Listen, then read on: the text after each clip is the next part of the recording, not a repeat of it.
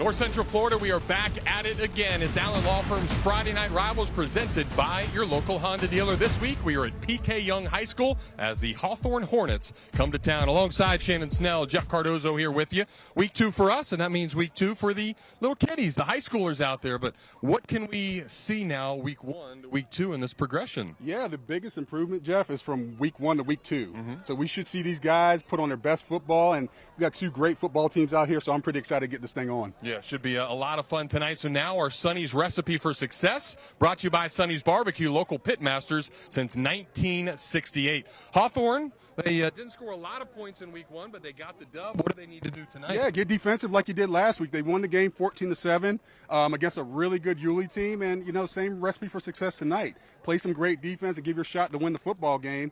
And also, dominate on the line of scrimmage. They're dominate on the offensive line more specifically. Got to run the ball to set up the pass to play action. If they can do that, they have a really good shot in the game. And for PK, they tore it up. They looked really, really good. New head coach this year, and Kevin Doling, and he threw it all over the place. Yeah. Win the big play battle. You gotta have big plays against a team this good, and win the turnover battle. Don't turn it over. Try to get a couple in your court. You have a really good shot of winning this football game. There's a lot of studs getting ready for the game tonight, so we're going to pick one for each of them and tell you who we're going to highlight. And for Hawthorne, maybe not a guy we'll see a bunch, but he's going to be an impact player. Yeah, number 51, Malachi Jackson, plays guard, tackle, center, defensive tackle. He's a guy, if he can have a big night in the trenches, they got a shot. And then on PK's side, they've got a quarterback he's as big as you are. Yeah, 6'3", 240 pounds, Aaron Small Jr. Excited to watch him. Looks like a younger Donovan McNabb. Look, the kid's got a lively arm. If he gets rolling tonight, look out Hawthorne. So playmakers all over the field, and we are just about ready to go. So we'll take a timeout, give the starting lineups, and get after it tonight here on the Allen Law Firm Friday Night Rivals presented by your local Honda dealer.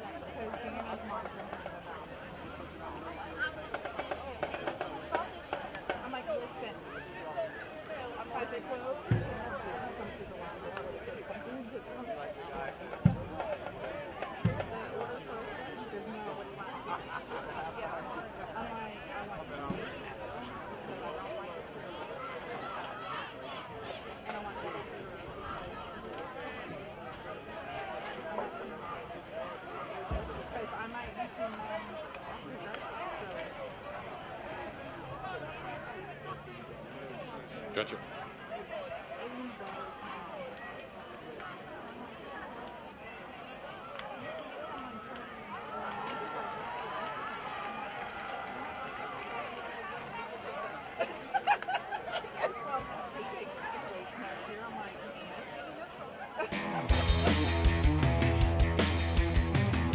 Beautiful night here just outside of the University of Florida campus, P.K. Yonge High School, as the fans from Hawthorne have made the 20-minute drive up, and they are ready to go. Here is our SkyTrog free service coin toss for tonight's game.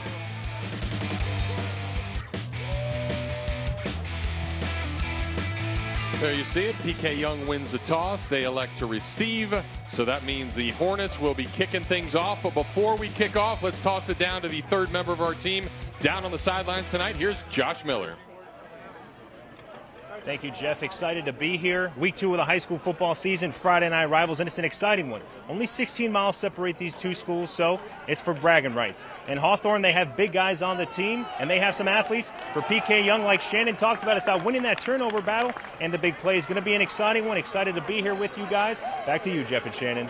All right, Josh, thank you very much. So there you see the Hawthorne Hornets. Both of these teams 1-0. And PK Yonge will receive it. It's an absolutely gorgeous night for a high school football game, Shannon. Mid-80s. It's kind of what you want. Yeah, nice and breezy. The cloud cover, sun's going down. So the lights are on. So let's see what kind of game these guys are gonna put as the lights do come on, Jeff. Lining up to kick for Hawthorne will be Antonio Hubbard.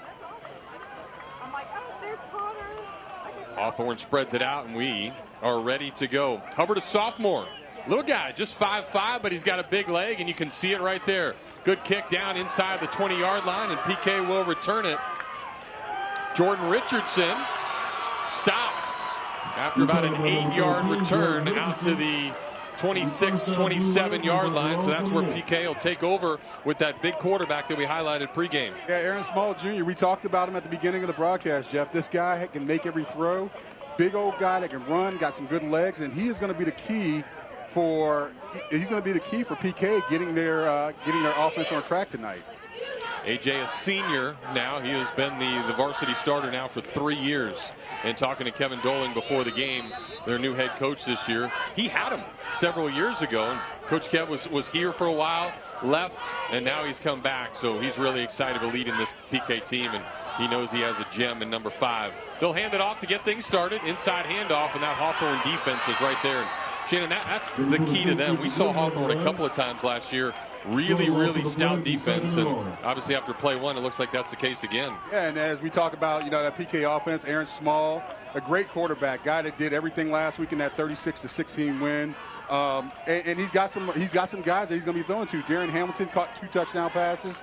Tyson Doring. So he got some guys on this offense that need to get going here. Yeah, there's our Allen Law Firm starting lineups. We'll hear both of those names, as Shannon mentioned, quite a bit tonight. It's an air raid attack, and they really get after it. Another inside run, breaking a couple of tackles right up the gut, and some good yardage right there.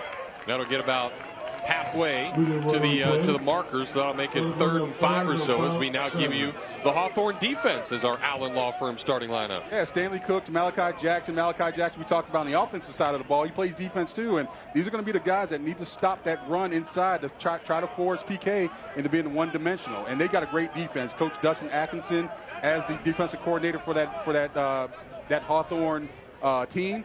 Really, really good coordinator. So 3rd and 5. Small will keep it this time. He'll run right up the gut, right into that big fella's right up front, and he's going to be stood up. That's just a gain of 1 or so. That's what I'm talking about, Jeff. Look how many people it took to tackle that guy. And at the beginning of the broadcast, it said he was 6'2", 205. If he is 6'2", 205, I am 6'2", 205. We both know that's not true. Yeah, you can be selling ice to some Eskimos.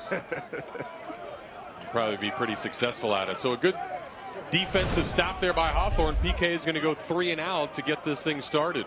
Yeah, heck of a start right there for Coach Cornelius Ingram's defense. These guys are really, really talented. I'm excited to see where they are offensively from where they were last year. And if you didn't know, Hawthorne is the state runner-up, the 1A state runner-up from last season. Alex Barnett is the punter, also a tight end, really good pass catcher for this offense. He'll put that right leg into it and get a nice kick all the way down to about the 20-yard line. It will be returned. And getting to the outside is Cameron Cohens. He's getting around the side, and the only man left is a punter, and he will push him out of bounds. So Alex Barnett able to come get it, but how about the return from Cameron Cohens? But there is some laundry on the field, and that's going to come all the way back. You already know what that is, Jeff. That's either going to be holding or blocking the back. When you got a run that cuts back across field from the original side, and you see that yellow flag thrown, you got to guess it's probably going to be holding or blocking the back here. Well, penalties are such a big part of all of football, but in the high school game, we saw last week, Shannon, Santa Fe probably lost the game. They had 18 penalties, and you're just not going to win when you have that many. Discipline penalties, too. 8 of them were offsides penalties on the defense. So, tonight we highlighted the fact that, for PK to win this game, they got to win. They can't make these mistakes. They got to win the penalty war as well, and don't give up anything free to this really explosive Hawthorne team. So that will back the ball up all the way to the 25-yard line. So really about 3-yard gain after where the punt was caught. And you can see the hold there by a couple of different guys. Yeah, you could have flagged a couple of guys there. And, you know, sometimes those big returns, as we talk about, they pop because of a whole play like that. Here's your Hawthorne offense. Tyler Jefferson will lead this group, a junior, 6'2", and he'll keep the ball run right up the gut into the middle of that PK defense, and he'll get about 4 on first down. Yeah, Tyler Jefferson, he has a Florida State University offer, so he's a good quarterback. He's a guy that can really sling it around a little bit. So we'll see what he can do tonight against a really kind of stingy PK Yonge defense. Yeah, we got a couple of guys in this game that have already been offered some big schools. See on PK's side, Jaron Hamilton, the wide receiver, got a UF offer, just a junior, really speedy guy. Yeah, Big Stanley Cooks on this Hawthorne side has an LSU offer, so there's a lot of talent in this game. Certainly so. Second down. But first, a stoppage of play.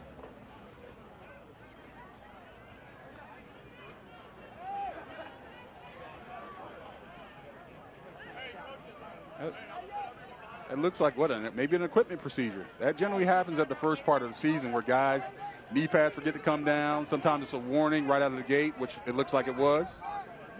Tyler Jefferson came out of the game, so I think the referee is pointing at his knee pads that they had to come down a little bit. Yes, that'll bring in Chaz Mackey, a guy that led this team last year at the quarterback position. Much smaller guy, just 5'11", but he can run it around. He can do some things back there. He's going to throw it, and he's going to complete it for a first down.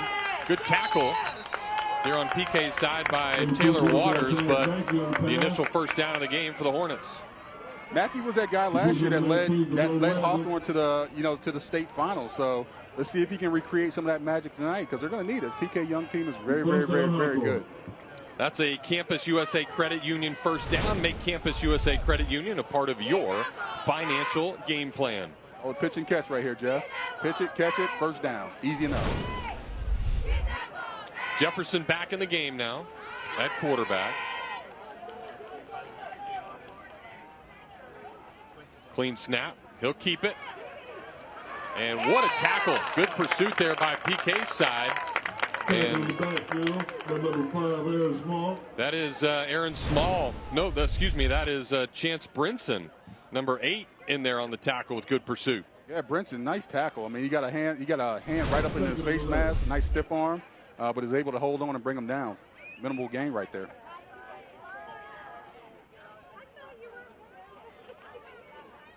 So a loss of 1 actually on the play. That'll make it 2nd and 11.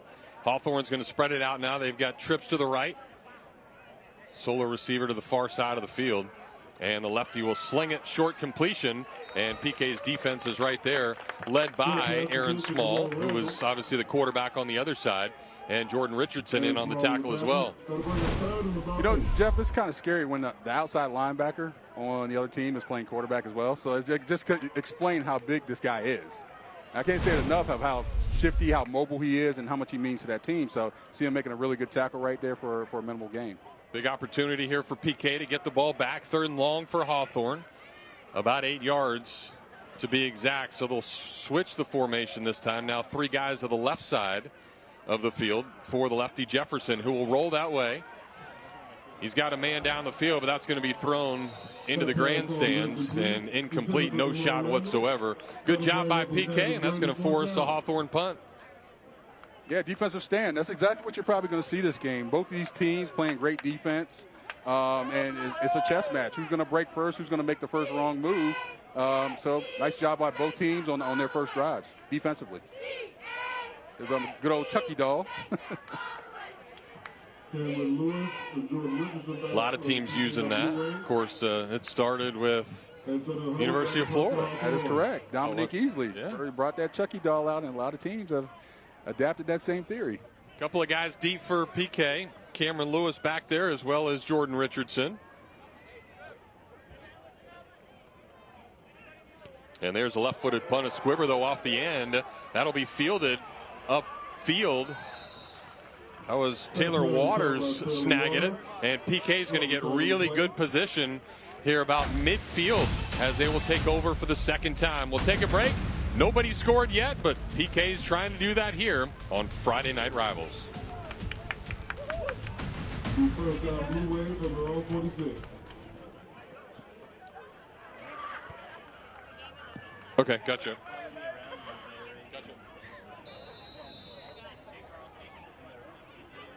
Timeout, water break.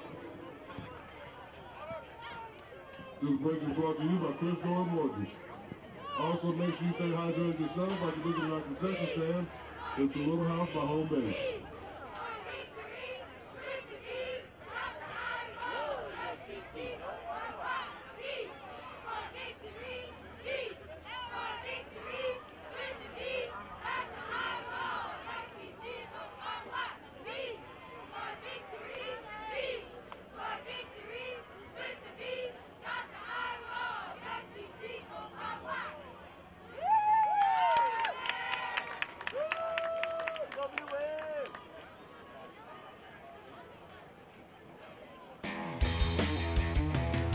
No score yet, so everybody's happy, and it's now time for our first half Pavlik Orthodontics Smile Cam. Pavlik Orthodontics, go ahead and smile.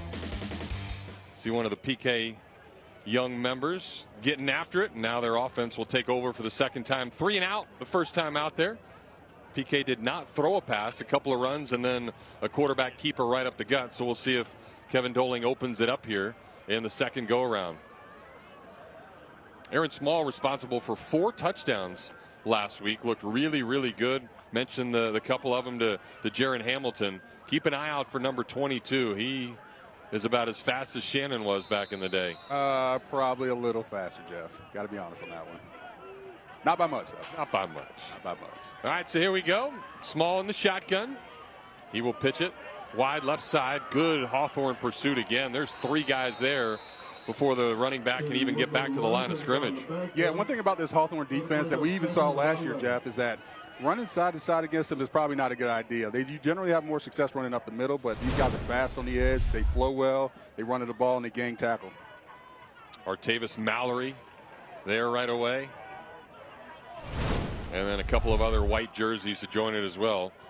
So PK loses 1 on the play. 3 guys to the right side of the formation now. And Hamilton down here to the near side. Small will look up that way. He'll keep it, run up the middle. There's that number 15 again, Artavius Mallory. But a nice run, about 7 yards for Small as he gets back to third manageable. Yeah, he's seeing a lot of pressure up the middle from Stanley. He's seeing some from Malachi Jackson, who we talked about at the beginning of the broadcast. When he's dropping back to pass, they're wanting to kind of close that pocket. They don't want him to stand on that spot and try to make throws. They want to get him on the run.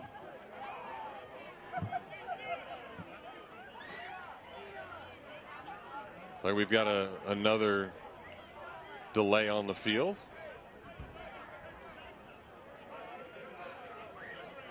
I think that's another equipment malfunction, if you will. And these referees, they pay attention to that early on in the season, just because game 2, these guys are back out on the field. You know, it's going to be more attention to detail to it.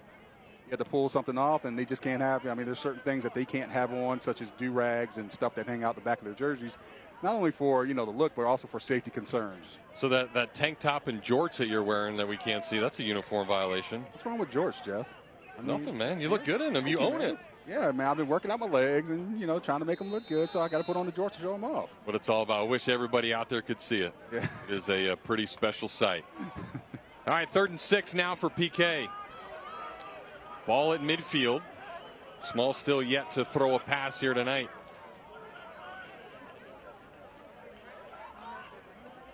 He'll keep it again this time, trying to get up the middle. He's close to first down yardage, but he's going to be stopped just short. So the first big decision now for Kevin Doling, and we'll see if PK elects to go for it here on 4th and 1. Yeah, you see what the game plan is. They have yet to throw a pass. They drop back a few times. The number 5, Aaron Smalls, has taken off around the edge, up the middle. They want to pound the ball. They want to be physical with this Hawthorne front. So let's see if they do it here. And 4th and 1, it gives you the playbook's open. You can run it, you can pass it. You got 1 yard to go. So whatever the best option is, move these sticks, they're going to do. You would assume he's going to keep it. We'll find out right now. He will. And he is got enough for first down yardage. Good hard run there by Small, who just gets across the sticks. And PK has got their first Campus USA Credit Union first down. Yeah, big old dude, send him up the middle. You know, that looks very similar to a guy that wore number 15 back for the University of Florida back in the day. Send him up the middle. There's no reason to do anything cute. There's no reason to, do anything funny. Send the big guy up the middle, get yourself a first down, move sticks. Well, now it looks like they're actually going to measure it. Initially, the line judge came out. He was well across the line, and now they've moved the football back. So this is going to be pretty close. Yeah, I mean it was way back than when I originally saw the first time. Yeah, that's a bad spot if they're not able to get this first down here. That would be tragic if this is going to be Hawthorne's ball, because that looked like a first down. And it looks to be really, really close. And they've got to look at it even closer. Well, each number 52 pointing the other way. PK says they got it. Hawthorne says they don't. And PK's number 52, Christopher Phillips, won the battle there. Barely getting the first down, and Cornelius Ingram on the other side. The Hawthorne head coach has a few words now to say with the ref. A little perturbed right there, because it could have gone either way. But, from first glance, what we saw in the replay, Jeff, that looked like a first down. Yeah, certainly across the line of scrimmage or across the chains.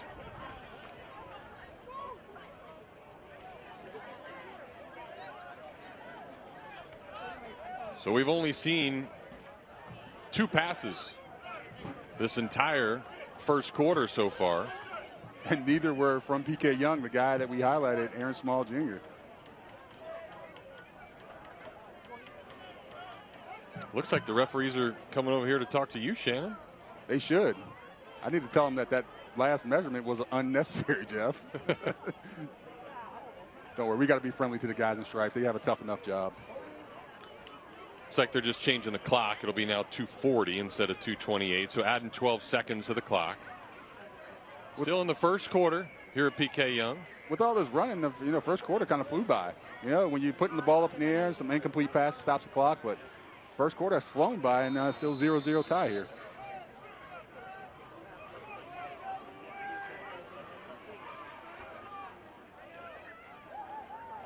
The clock goes, and here goes PK Yonge. Young down the field, and that ball is going to sail about 5 yards over the intended receiver. That is Cameron Pedro there on the far side of the field, incomplete. Yeah, hit right on second base. And you see Small has a cannon on him.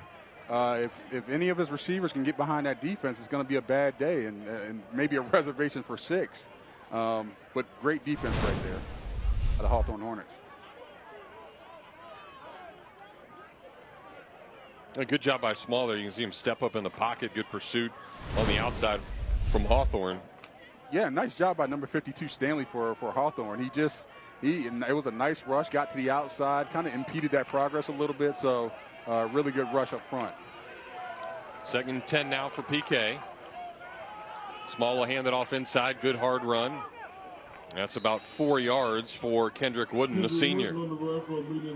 Yeah, it feels like a grinded out game, Jeff. It really does. Like we didn't see a whole lot of big plays this first quarter. Guys are playing gap integrity. They're making good tackles. So it really is a chess match to try to figure out who's going to make the first bad move to open it up for their opponent. Good job by that right side of the line for PK.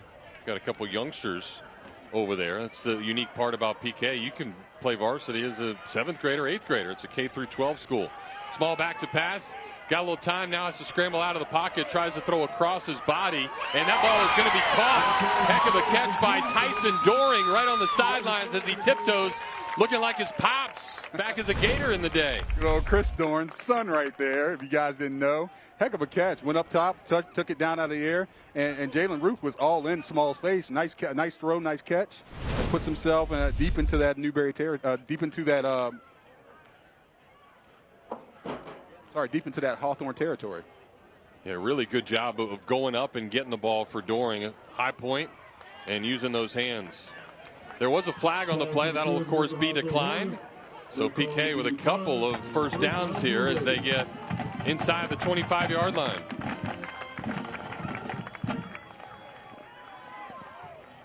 3 minutes to play here in quarter number 1.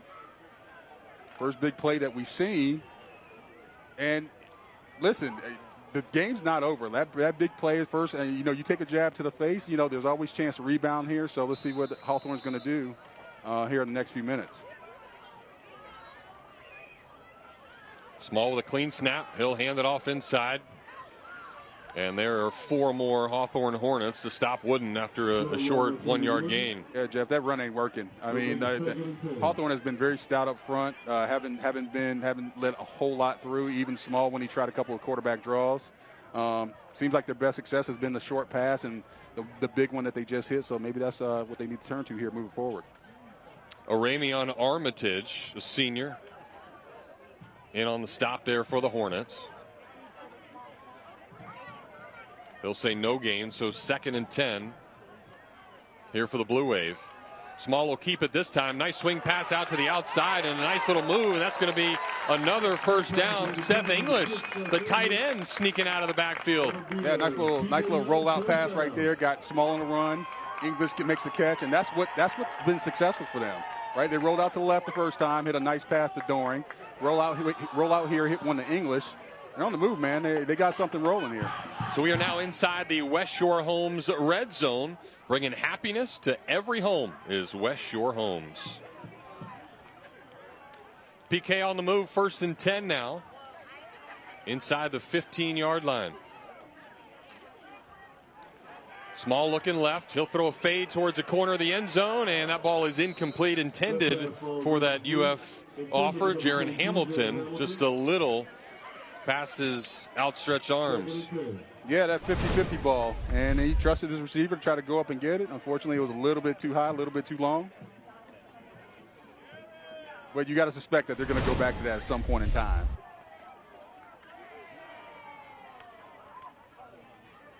So PK opening up a little bit more now in the passing game.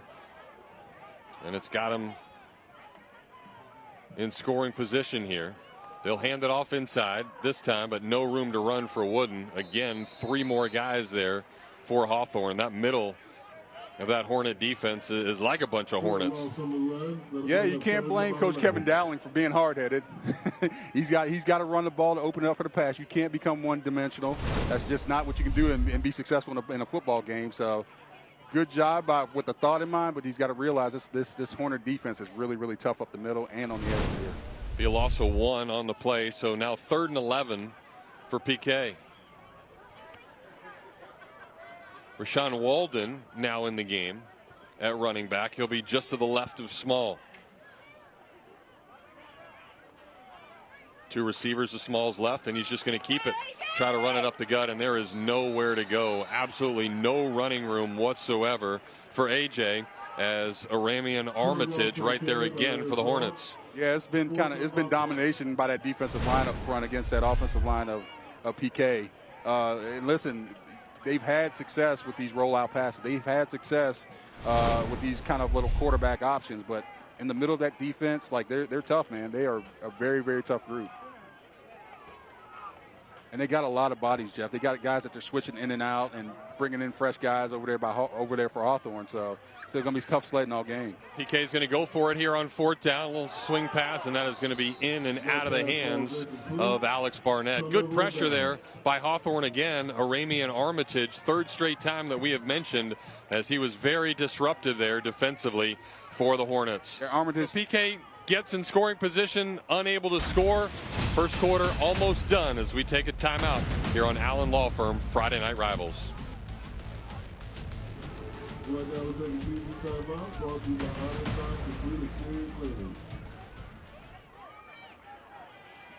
Gotcha.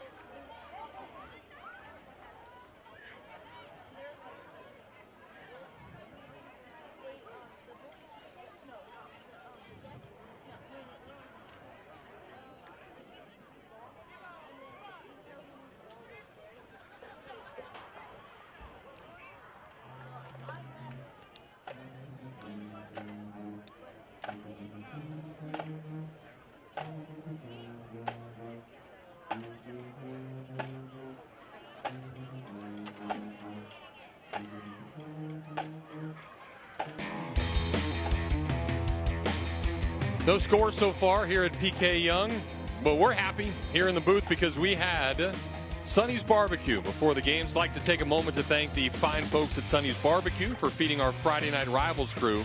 Sonny's Barbecue, local pitmasters since 1968. And best part of the meal tonight, Shannon, was whatever meat it was. You could choose any of them from Sonny's. They're all good.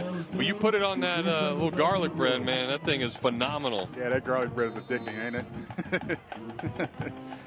So that was our choice tonight. So thank you again to Sonny's Barbecue. All right, 3 seconds left. It'll be an inside handoff for Hawthorne as they try to get some positive yards as the clock hits 0 here in the first quarter. Nice little 3-yard run that will wrap up quarter number 1. We'll step aside again, come back for quarter number 2 here on Allen Law Firm's Friday Night Rivals.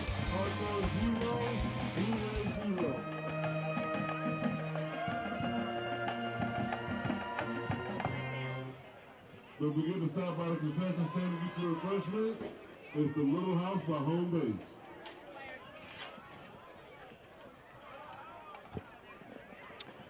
Base. Okay. Correct.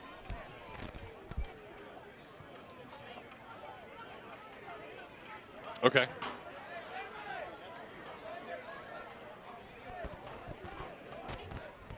Thanks, Jeff. Here with Renila. Renila, how old are you? I'm 9. What do you love most about being a cheerleader? I like being a cheerleader because it's really fun. I like representing my school, PK.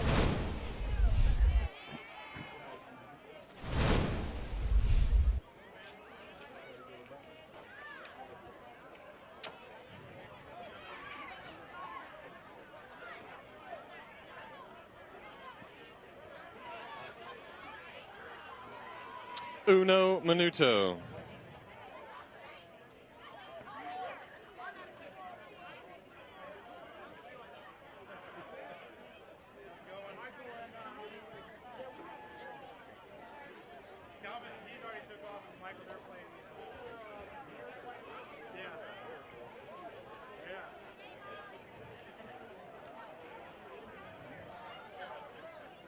Hawthorne's only second possession. Yeah, it is.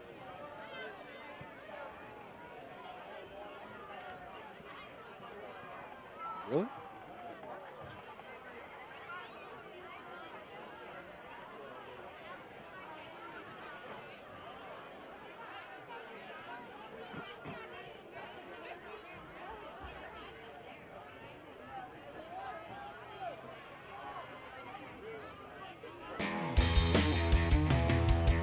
No score so far. One of the cool things about being here at PK Yonge is you have the cheerleaders and then you have the cheer buddies. And that's who joins Josh down on the sidelines, a third grader. Thank you, Jeff and Shannon. I'm here with the most cheerful cheerleader out here, Renila. Renila, how old are you? I'm 9. And what do you love most about being a cheerleader, Renila? I love being a cheerleader because I like representing my school and we have a lot of fun out here. Especially when we get to do all the games out here. It's pretty fun. We get to switch sides because, there's the announcement so we can hear it better. That's awesome. Can you show us a little cheer? Sure. Go for it.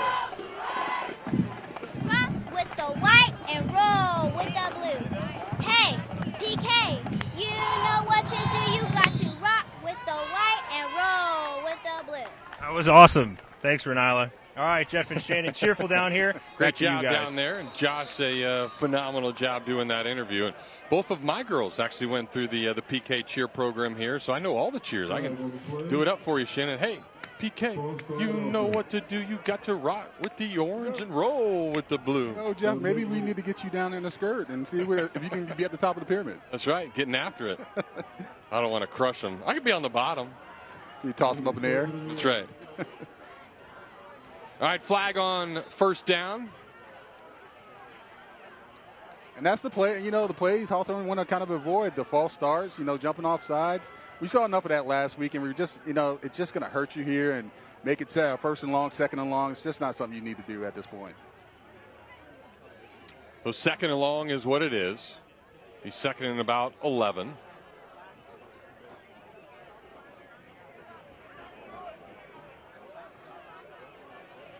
Looks like we got another problem with the clock. 11, 48. Pretty good, huh? I can read his lips. You know, you might want to take up some sign language there, Jeff. Just a gorgeous night here at PK. See the sun setting off in the distance to the west. Yeah, you can kind of feel the fall air kind of maybe coming in. Now, as I say that, Jeff, it's probably going to end up being like 97 degrees tomorrow. So, I mean, better not jinx it. The start of football here at the University of Florida. Definitely. And, of course, last night, a lot of teams, a lot of great games in college football.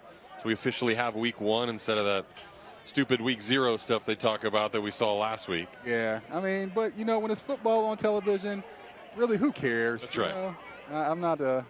I don't want to watch paint drying as a sport because that's exactly what was going on the last few months. So I'm glad to see any kind of football back. Certainly so. Good to be back. And back in the shotgun is Tyler Jefferson. He will take the snap, and he will fling it out to the wide side. And that is a completed pass and 3 broken tackles for number 3. That's Anthony Morgan, the senior, with some sweet moves.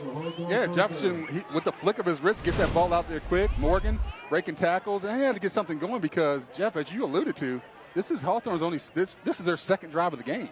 So they got to get something here because they didn't really get anything on their first drive. And, you know, when they want to win this game, it's still 0-0. Defense playing great, but they need to get some points up here on the board. It's like we another timeout.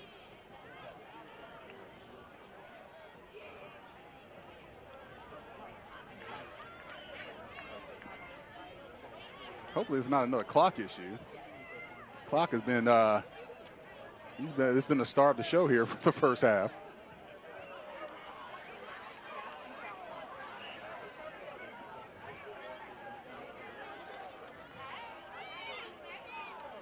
That'll be a first down, so another Cruz Davis Dental first down. Cruz Davis Dental, smile with pride.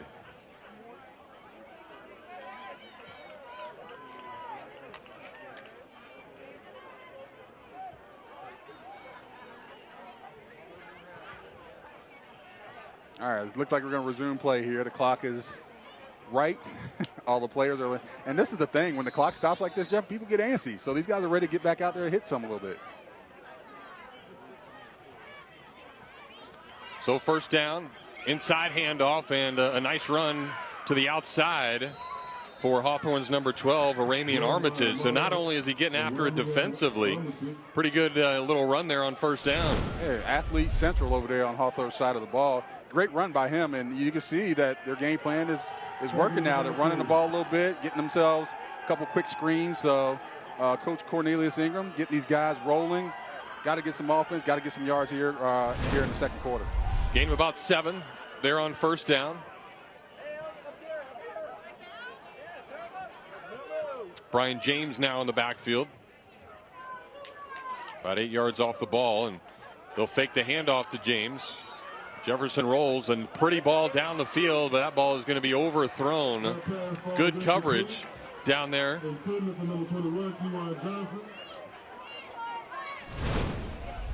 That's Seth English for PK. Second time we called his name tonight. You know, and look at that throw. Just chucked it down there. Like somebody's going to hit a long ball between, you know, Jefferson, between Small. Somebody's going to hit one of those long balls deep, and it's going to be glorious. So good job by CI there on Hawthorne's side. Take a shot. It was second and short. Still leaves it third and short. So many options on that play to see what you can do. Sure, you gotta throw those out there. You can't expect to just run pass. That's just, these predictable, the old Buccaneers offense is what I like to call it. Take a shot on second down because you still got third to get yourself first down. 4 receivers for for Hawthorne, and this one's thrown out to the left side. Completed pass, and a nice hard run after the catch for Anthony Morgan. Shook off a tackler, and they got about 10 more yards after that. You know, what's impressive about Hawthorne is that their receivers, which generally aren't regarded as tough guys on the field, they're breaking tackles, having 2 or 3 guys pull them down. Look, that's just wanting it. That's wanting it right there. It's not skill. It's not anything other than just wanting to get the first down. So nice catch, nice pass, nice catch, nice first down there. That'll get Hawthorne across midfield. First time they have been in PK territory tonight.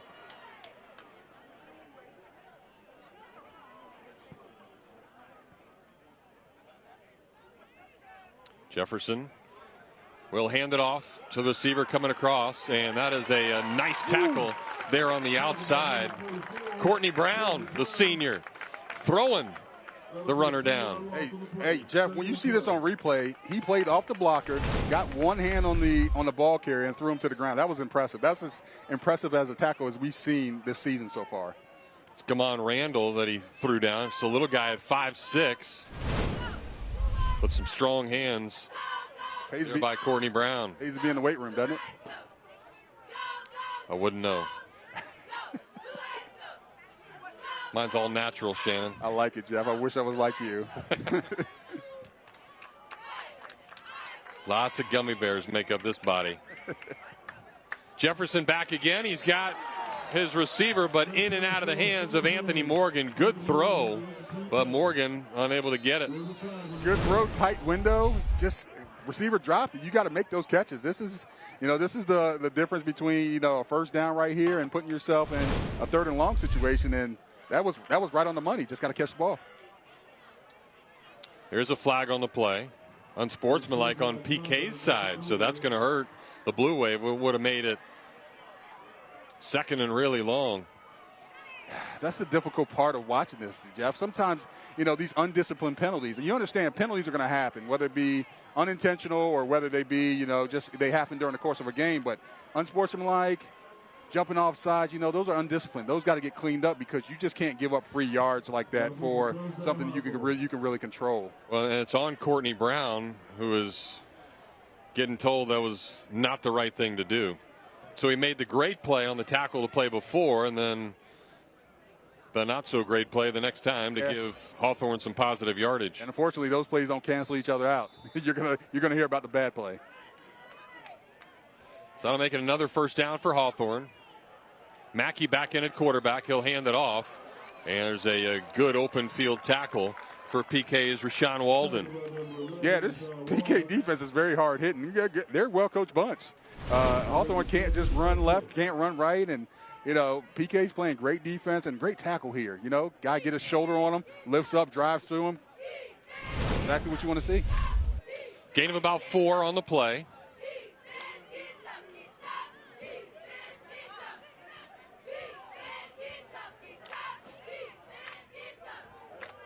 And another new quarterback now for Hawthorne, and it's C.J. Ingram.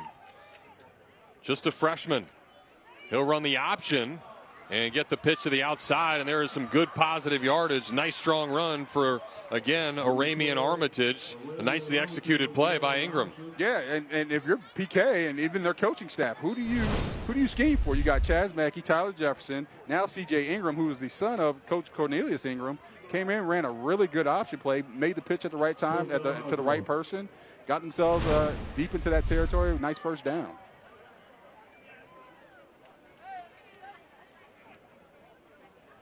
Another Cruz Davis Dental first down. Cruz Davis Dental, smile with pride. That's 4 first downs on this drive for Hawthorne. Super methodical drive, running, passing. Nice mix of what's going on here, keeping the defense off balance. Ingram will stay in at quarterback. Big, tall, 6'3" freshman. And now a flag on the play.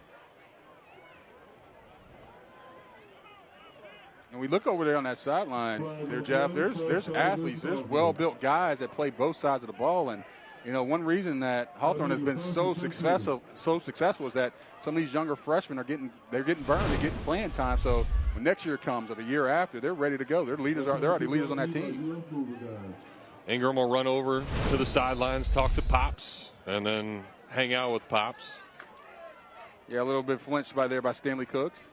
He's done a lot of good tonight on the defensive side of the ball. Called his name a few times, but that 5 yards won't look so good on film. Tyler Jefferson back in the game at quarterback now. The junior lefty will hand it off. Inside run and a strong run there for Brian James. Slashing right through the middle of the PK defense. Yeah, hey, Jeff, that's one of the first inside runs we've seen work for either team. So the interior of both defensive lines have done a really good job, and that's the first one that we've seen really make a dent.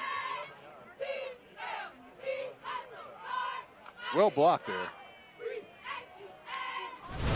Gain of about 7.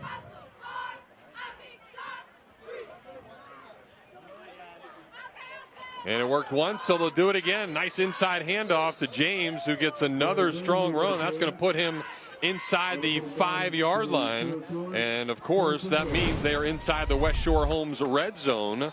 Make your home your own. Yeah, blocked well again. And if you go to the well once, might as well go back to it. And Hawthorne's got them on their heels. They got some big old guys up front. They're finally putting it together, blocking really well. So Jefferson will keep it this time, and there is a nice, strong play. So how about that? Courtney Brown in on it again. He was the one that had the big tackle, then the unsportsmanlike, and now he gets a big stop for some negative yardage there for PK. Give it to him, Jeff. I mean, come on. I mean, I just talked about, hey, they don't cancel each other out. What, 2 good plays on one drive? I think we can forget about that unsportsmanlike conduct there. Brown, a senior.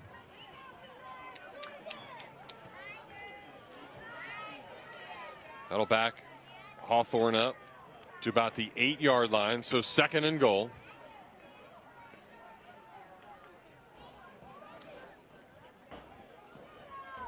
Chaz Mackey in there at quarterback. He's going to keep it, and what a spin move by Mackey, and then another little juke, and that is a Hawthorne touchdown. Well, you can see why he took this team to the state championship game last year. Moves like that, pretty special, and Hawthorne on the board. Goodness gracious, this is exactly what we talked about, creating that magic that he had a year ago.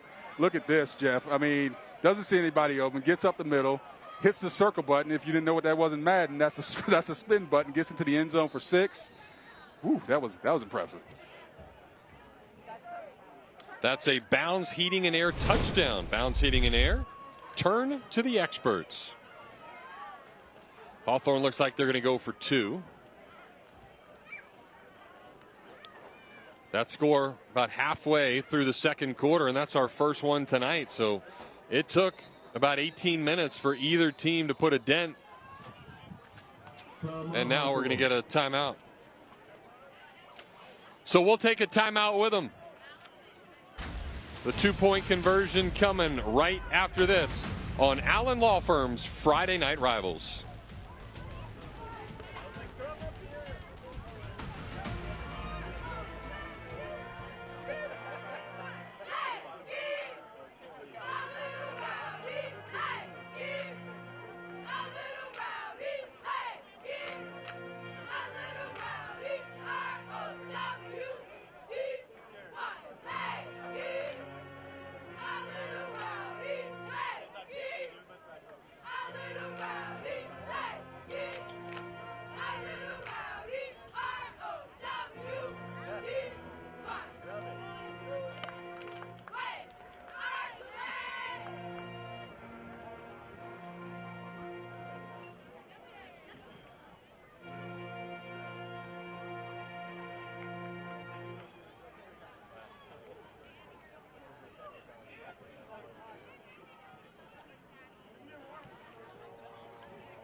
No, I want you to be on here.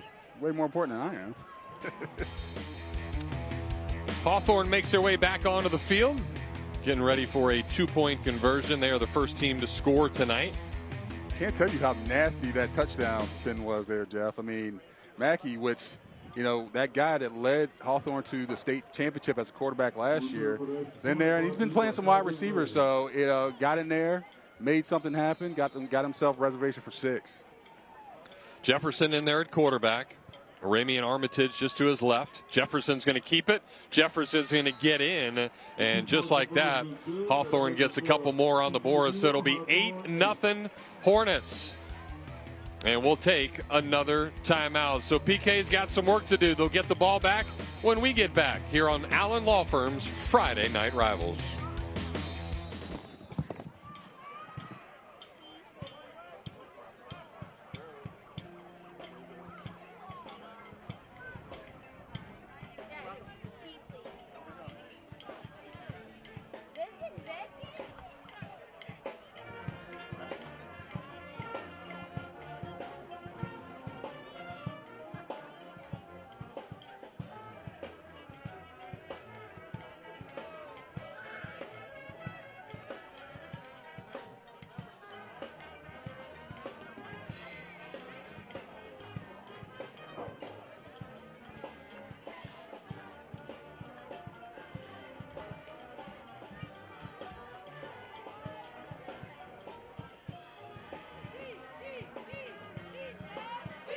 hard to get Shannon to be small.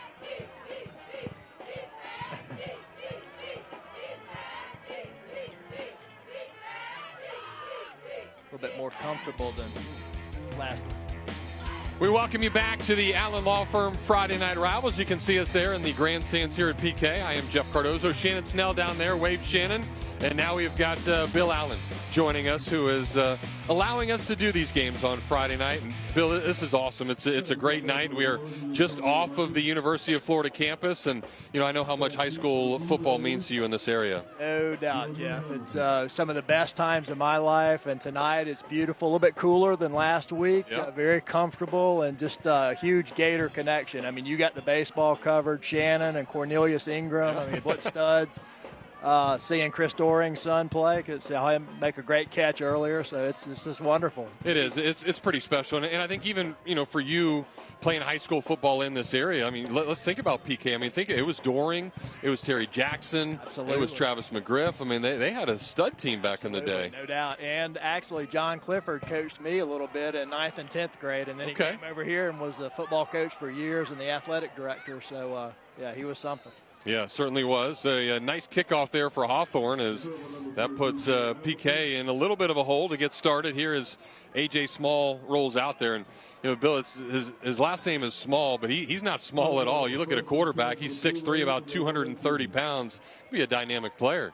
No doubt. I mean, I am amazed at the athleticism and the size compared to back when I played. It's amazing. So PK down for the first time tonight, and we'll see what A.J. Small can do. He'll have two receivers go out to the left. One of those, the aforementioned Tyson Doring, and you've got the UF commit to the far left, but they'll hand it right up the gut, and there is a nice strong run there. And we'll see if that's, Bill, what starts to happen. You keep plugging away. You finally start to get some positive yards. No doubt. That was great blocking up front. Big hole, and picked up a nice gain right up the middle. Yeah, nice gain of about 7 for Kendrick Wooden, who has run the ball really hard tonight. There you see Kevin Doling flashing the signs.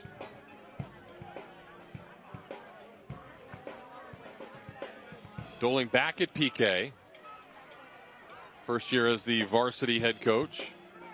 Caught a lot of these kids when they were at the middle school and JV level. Small back to pass this time. He's got a nice clean pocket, and that is in and out of the hands of Doring.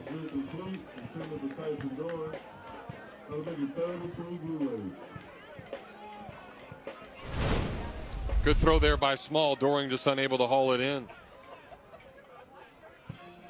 Yeah, great quarterbacks on both sides, no doubt. Good arms.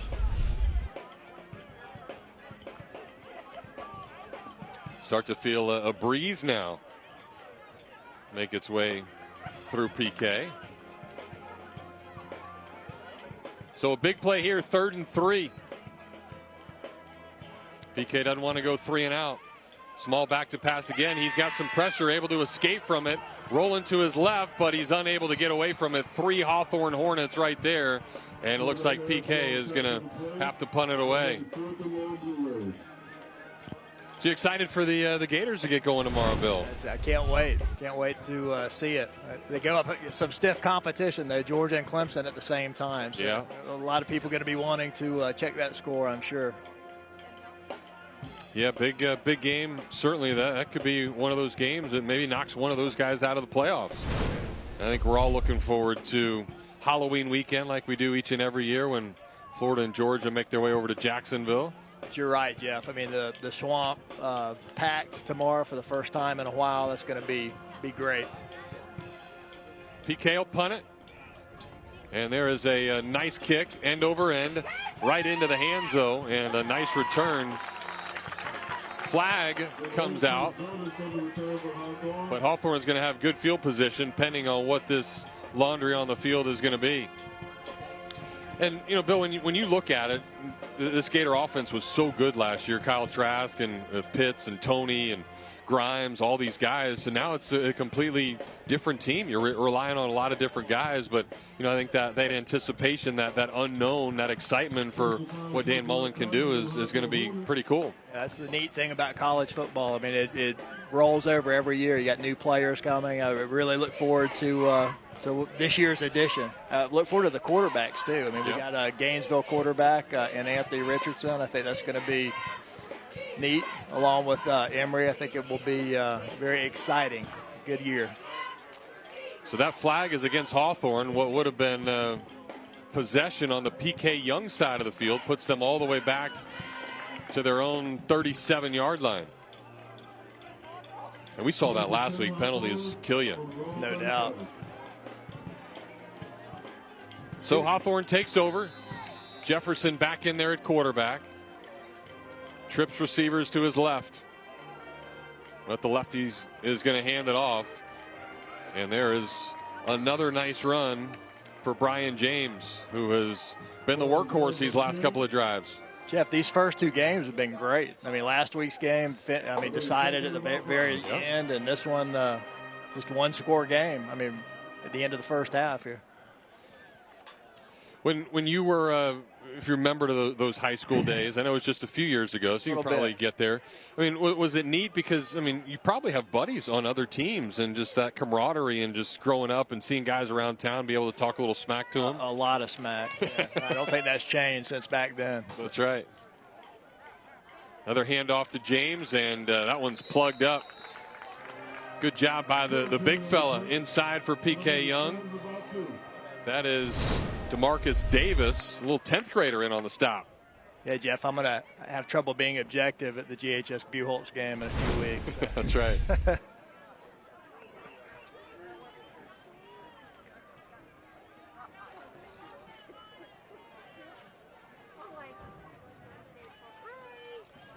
Well, it's still early, but in the fourth quarter of the game tonight, we're going to select our Allen Law Firm Player of the Game. Allen Law Firm, real Gator lawyers that are fighting for you. And there is a timeout from a former Gator, Cornelius Ingram, on the other side there for Hawthorne. We'll keep it here so we can hang out with Bill Allen just a little bit longer. Just 3 minutes to go until halftime on what is another tight game. Jeff, Cornelius looks like he could still play right now. Crazy, huh? Yeah, no doubt. So does Shannon. Yeah, amazing that these guys can do that, stay in shape. Was weightlifting a big thing back in the day for you? I didn't really lift weights till really I almost got to college. Oh, yeah, well, I mean, football, yeah. Sure. I mean, it started big time in the 70s, but. Okay. Yeah. And you could probably hold your own back in the day. Actually, I honestly did 405 once. That's been a long, long time ago. So. How about that? All right, well, coming up at halftime, we're going to have our Chick-fil-A halftime report. So stay tuned for that. We'll have this week's Fine Farcash and Parlapiano Scholar athletes.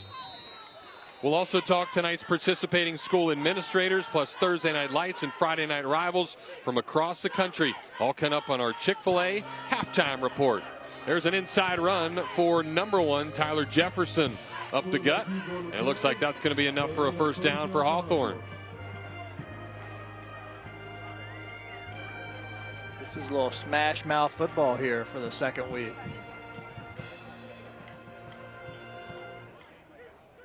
Yeah, Cornelius Ingram's done a great job with this program. Also coaches the girls basketball team there at Hawthorne. They won a state title.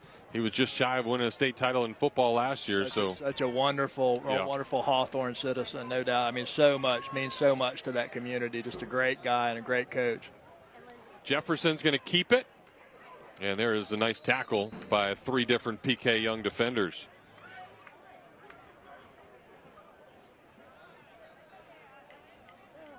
Clock continues to tick down. That's Chance Brinson in on the tackle that time. Short gain of about 3 as we creep into just under 3 minutes to go here in the half. And Hawthorne is taking their time, eating up this clock. They don't want to give PK the ball back. Hawthorne will also get the ball to start off the second half. So CI choosing to use this as a 2-for-1 possession.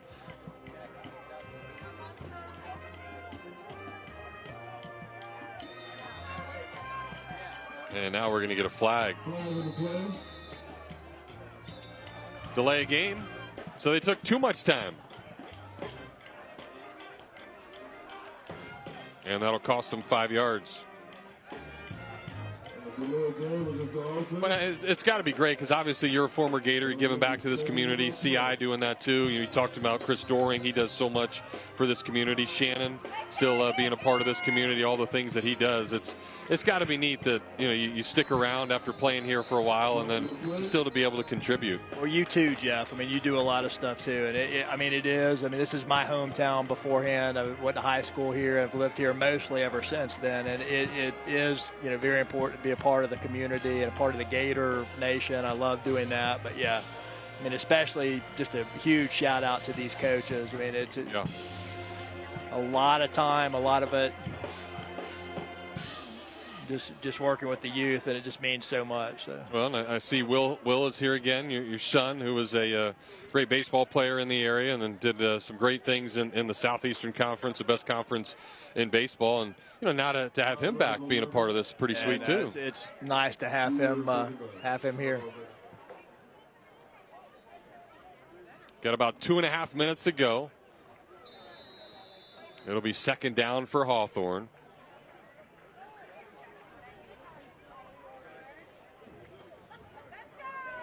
That breeze picking up a little bit more.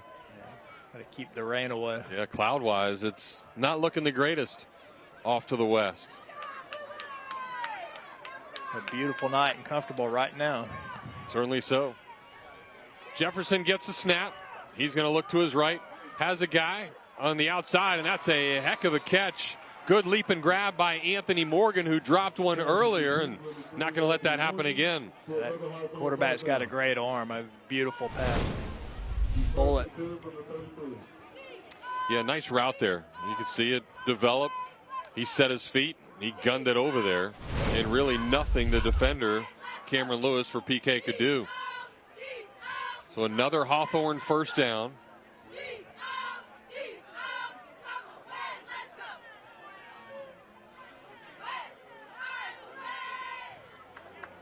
Keeper that time for Jefferson. He looked like he was going to get tackled in the backfield and ended up getting a lot of positive yardage, about 8 on the play. Again, right up the middle. And PK is going to call a timeout, try to regroup here and make sure that Hawthorne can't get in the end zone. And will be a big score for the Hornets if they can get in again before the half. Just a minute and a half to go.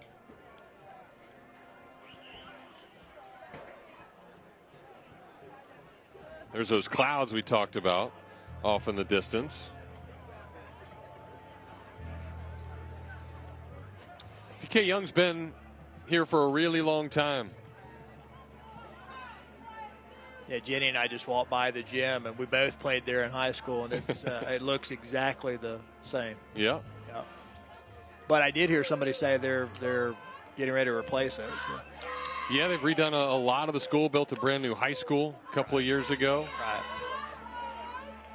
One of those K through 12 communities that have had a lot of people in this Gainesville area come through.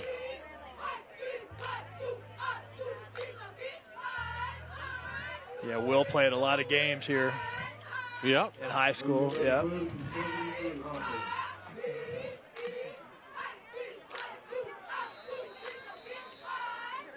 We're ready to go again. Hawthorne with the ball, 26-yard line. Jefferson back to pass again. He's got another receiver, and it's that same guy. Another nice throw and a catch for Anthony Morgan, and that'll move the Hawthorne all the way inside the 10-yard line. Really critical time in this game for PK Yonge right now. I mean, they need to bow up and make a stand. Don't want to go into halftime down by 2 scores. And that'll take Hawthorne again inside the West Shore Homes red zone. West Shore strong And this Hawthorne passing game has certainly been strong here in the second quarter. A lot of running in quarter number one, but they've decided to open it up. And the lefty Tyler Jefferson has done a really nice job. He'll keep it this time. He'll run up the gut. And a couple of PK defenders will slow him down before he can get to the end zone. But he'll be dragged down at about the 2-yard line with just over a minute to go. Amazing how that works, Jeff. When you can run the ball, it certainly opens up things for the passing as well.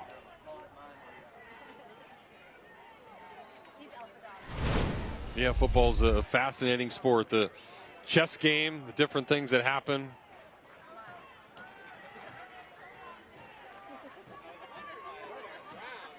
Clock ticks under a minute now. Hawthorne already up 8-0. Trying to get into the end zone for the second straight possession. Jefferson's going to hand it off this time, and that ball's down on the ground. PK's got it. A huge fumble there by Brian James, who had been running it really, really strong. You can't hold on to that one. That's and PK gets a huge stop right here before the half. Just what the doctor ordered for PK. They did not need to go into halftime down by 2 scores, that's for sure. And they bowed up and took care of business there. That's Jordan Richardson, the guy that was able to trance on the fumble. Really a neat story for Richardson. And he and my son started here in kindergarten together. And I remember coming to read into the class, and I would always get on Jordan because, you know, Michael Jordan. I was like, you can be Michael Jordan someday. And he's a great basketball player, great football player. Jeff, if you're aging, what's that mean for me? Here's A.J. Small back in the end zone. He's got to get out of there. Hawthorne with pursuit. He's able to get out of there and just avoid the safety. That could have been a really, really big play for Hawthorne, but A.J. able to get away from it with about 30 seconds to go. I think it's second and about 7. You see the size of A.J. Small right there and the quickness with that just to get out of there. So with 30 seconds or so to go, we'll see if PK just chooses now to run it and then inevitably run the clock out here till halftime.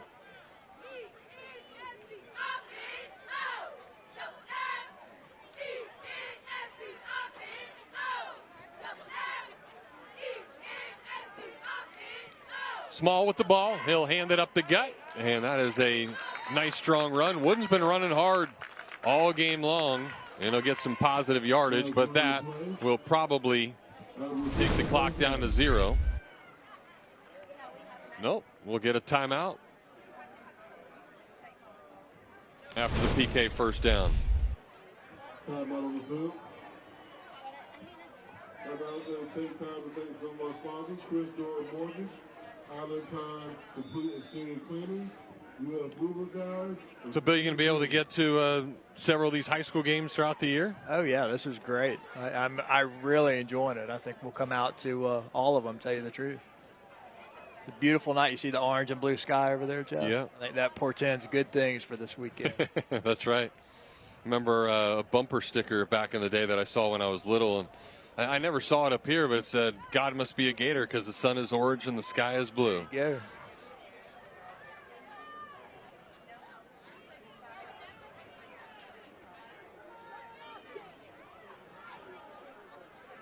So PK will try to do something here after the timeout.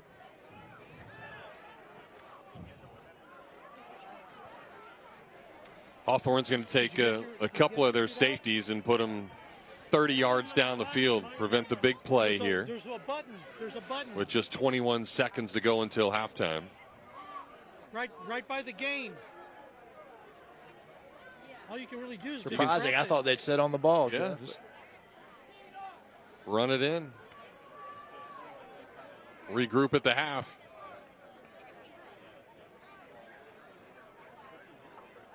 PK, a very explosive offense. Scored a whole bunch of points last week in their victory over Eastside.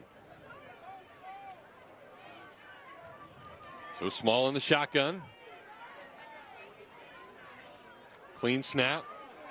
He's going to step up in the pocket. They'll throw it down the middle of the field, and that's off the hands of Doring again. And that'll be an incomplete pass as Chris Jonas was right there on the coverage, and there's a flag on the play.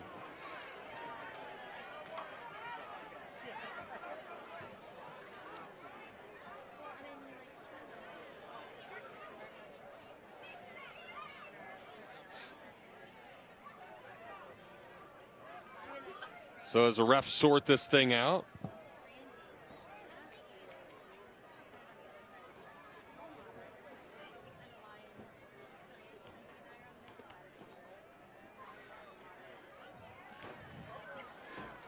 it'll be unsportsmanlike on Hawthorne.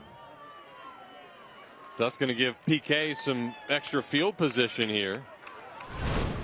And that'll get the ball out to about where it would have been.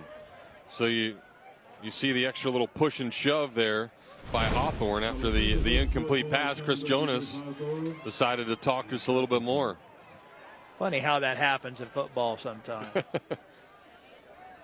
So just 13 seconds to go now here until the half. Hawthorne again with two guys 30 yards off the ball. So that middle of the field wide open for PK. You hit one more of those, get you to midfield, and with A.J. Small's arm, you're at least Hail Mary distance away from tying this thing up potentially. Small will hand it off this time, and some good running room for Wooden. And he's still churning. Gets all the way out to the 45-yard line for another PK first down, and that'll stop the clock once again. So good job here by PK, not sitting on the ball. Absolutely not. 4 seconds. Let's see if I do a Hail Mary here. And we've got another timeout, so both teams going to talk about it. So after a very quick first quarter, second quarter has dragged on just slightly. But another tight game here on Allen Law Firm's Friday Night Rivals, presented by your local Honda dealer. See Kevin Doling chatting with his group, drawing up what they're going to do. Small certainly has the arm to get it there. Could also see maybe let the old hook and ladder mess with him. I hope they give it a shot. There you see the guys on the Hawthorne side. Two very good teams. I'm very impressed.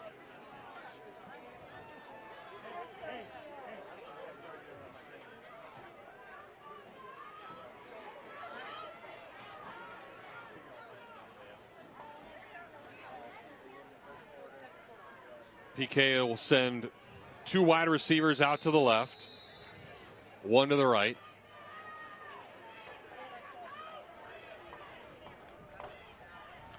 Hawthorne again with two guys, their tiptoes at the goal line. Small's going to keep it.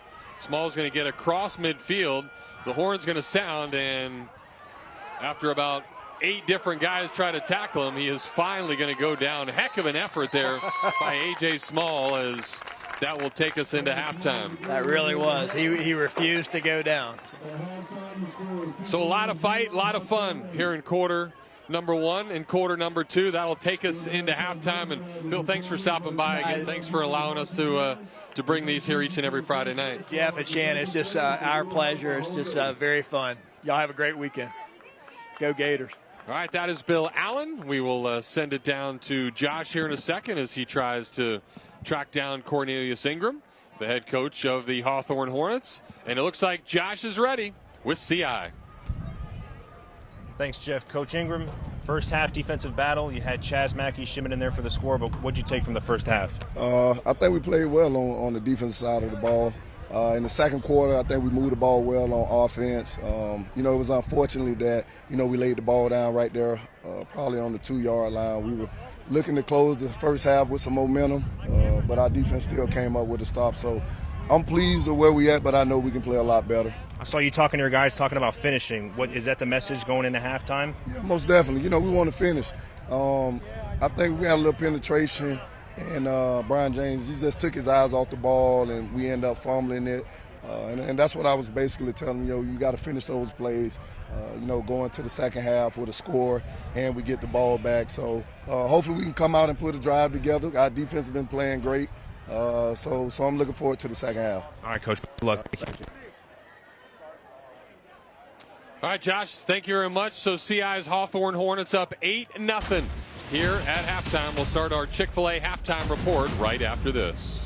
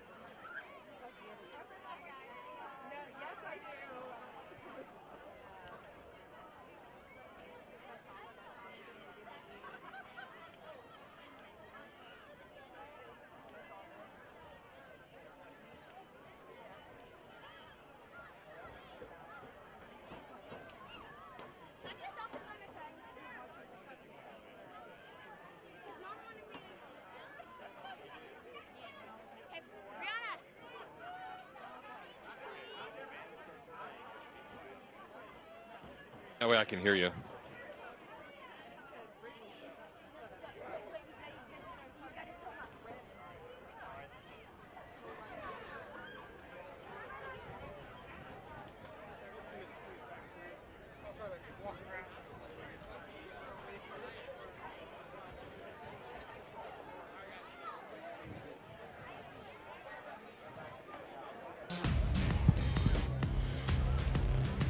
It is halftime here at PK Yonge. The Hawthorne Hornets lead the Blue Wave 8-0. Time for our Chick-fil-A halftime report.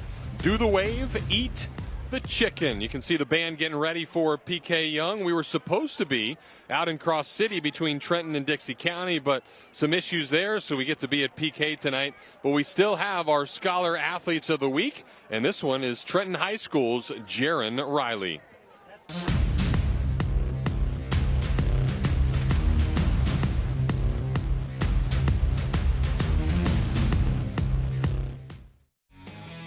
Fine Farcash and Parla Piano is proud to present the Scholar Athlete of the Week. Jaron Riley of Trenton High School plays basketball, football, and runs track. Some of his athletic achievements include winning the district championship in the 400-meter category in his 2020-2021 track season, and leading the 1A division last year with 6 interceptions in football. Additionally, his basketball team, the Trenton Tigers, were regional finalists in the 2020-2021 season. With a GPA of 4.0, Jaron values academics as well as his athletics. He's obtained AB honors every year of his high school career. In his free time, Jaron enjoys fishing and traveling with his family. He also attends Canvas Church. This All-Star is now entered for a $5,000 scholarship at the end of the season. Congratulations to the Fine Farcash and Parla Piano Scholar Athlete of the Week, Jaron Riley.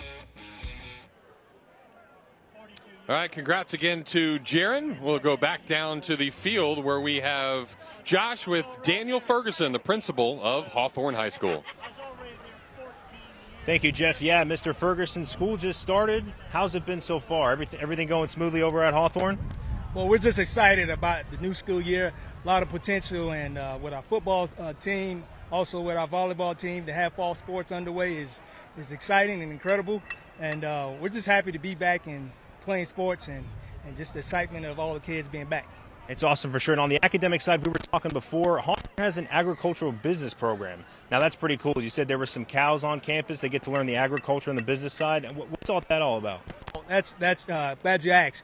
Our agribusiness, it's a new magnet here at Hawthorne, and we have cows, pigs, goats, rabbits, all kind of animals on campus. The kids learn about animals, they learn about growing, and they also learn about basically business and how to have their own business, run their own farms, and business ownership. And you don't have to be in ag to take part of it. We have several students who are in the business program that are just excited about entrepreneurship, and they're doing that as well. That's so cool. Top-tier athletics, top-tier academics, and cow and business and everything else in between. Thanks a lot, Mr. Ferguson. Jeff, back to you. All right, Josh, thank you very much. So, see that, folks? Cows, our Chick-fil-A halftime report, and a quick shout-out to the former mayor of Hawthorne, Matt Surensey. I know you're watching, buddy. We'll see you tomorrow. All right, it's halftime. We'll be right back.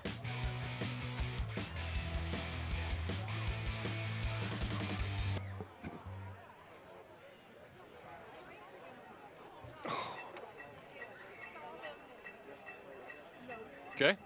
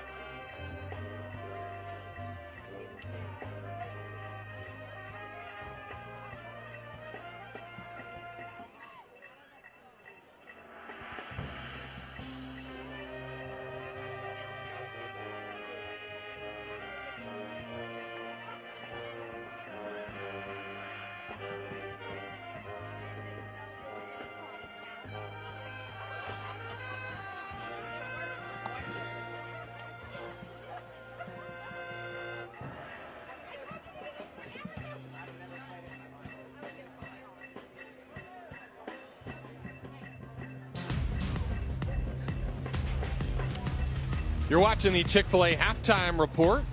Do the wave, eat the chicken. And please don't forget, winning isn't everything, but eating chicken is. Jeff Cardozo, Shannon Snell up here in the booth. An 8-0 Hawthorne lead as we see now our other Scholar Athlete of the Week, and that is from Dixie County High School, Alex Whittington.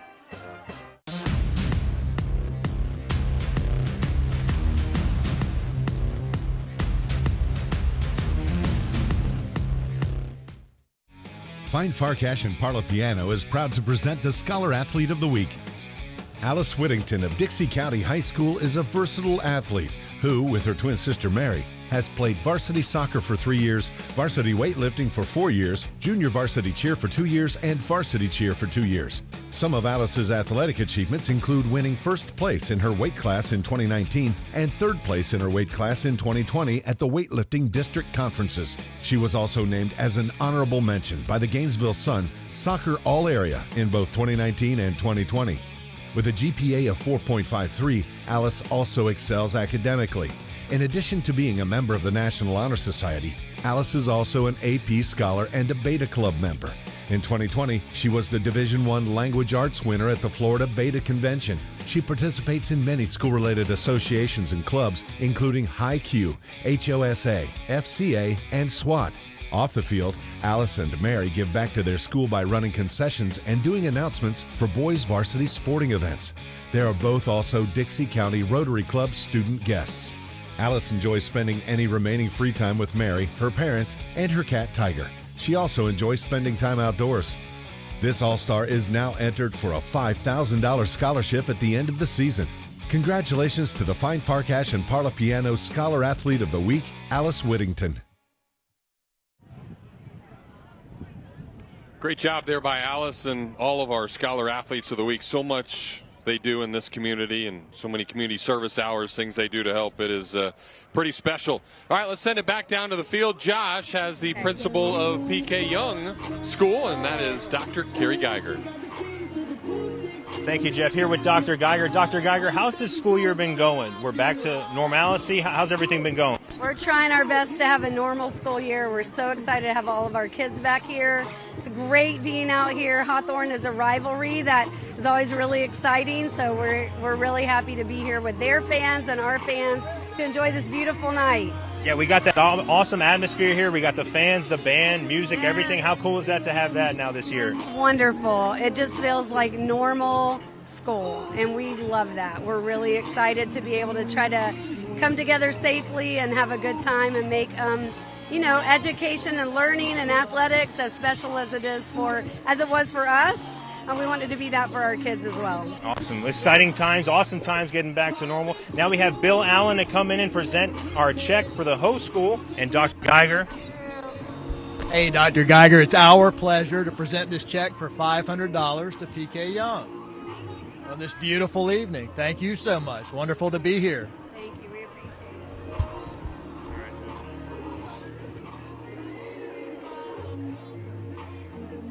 All right, great job there by Bill Allen, Dr. Geiger, and Josh. It is halftime, 8-0 Hawthorne. They'll get the ball in the second half. We'll come back and recap the first half here on Allen's Law Firm's Friday Night Rivals.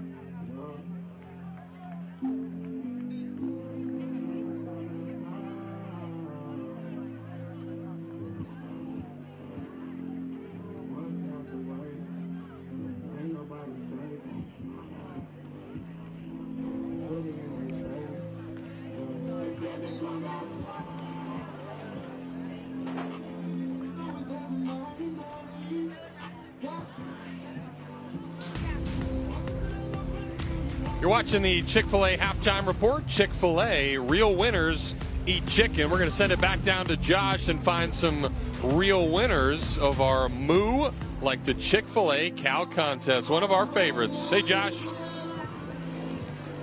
Thank you, Jeff. Yeah, down here for the Chick-fil-A Cow Moo Challenge, I got my friend Jace. Jace, can I hear your best moo for me? Moo! That was good. I wish I could do that. And we have Liberty and Harper here. Liberty, can I get your best moo? Moo! Harper, how about you? Moo! There you go. Some good moos here at PK Yonge. Jeff and Shannon, back to you guys. Jeff, I wonder how your moo is. All right, some highlights right there, and now we're going to get some highlights from the players down on the field. Shannon, it was a heck of a first half, and we started to see Tyler Jefferson and that guy Anthony Morgan hook up a few times. Yeah, got off a little bit, got some throws downfield, started to move the ball, but this was really special. Chaz Mackey with the circle button spin for the touchdown to put 6 points up on the board.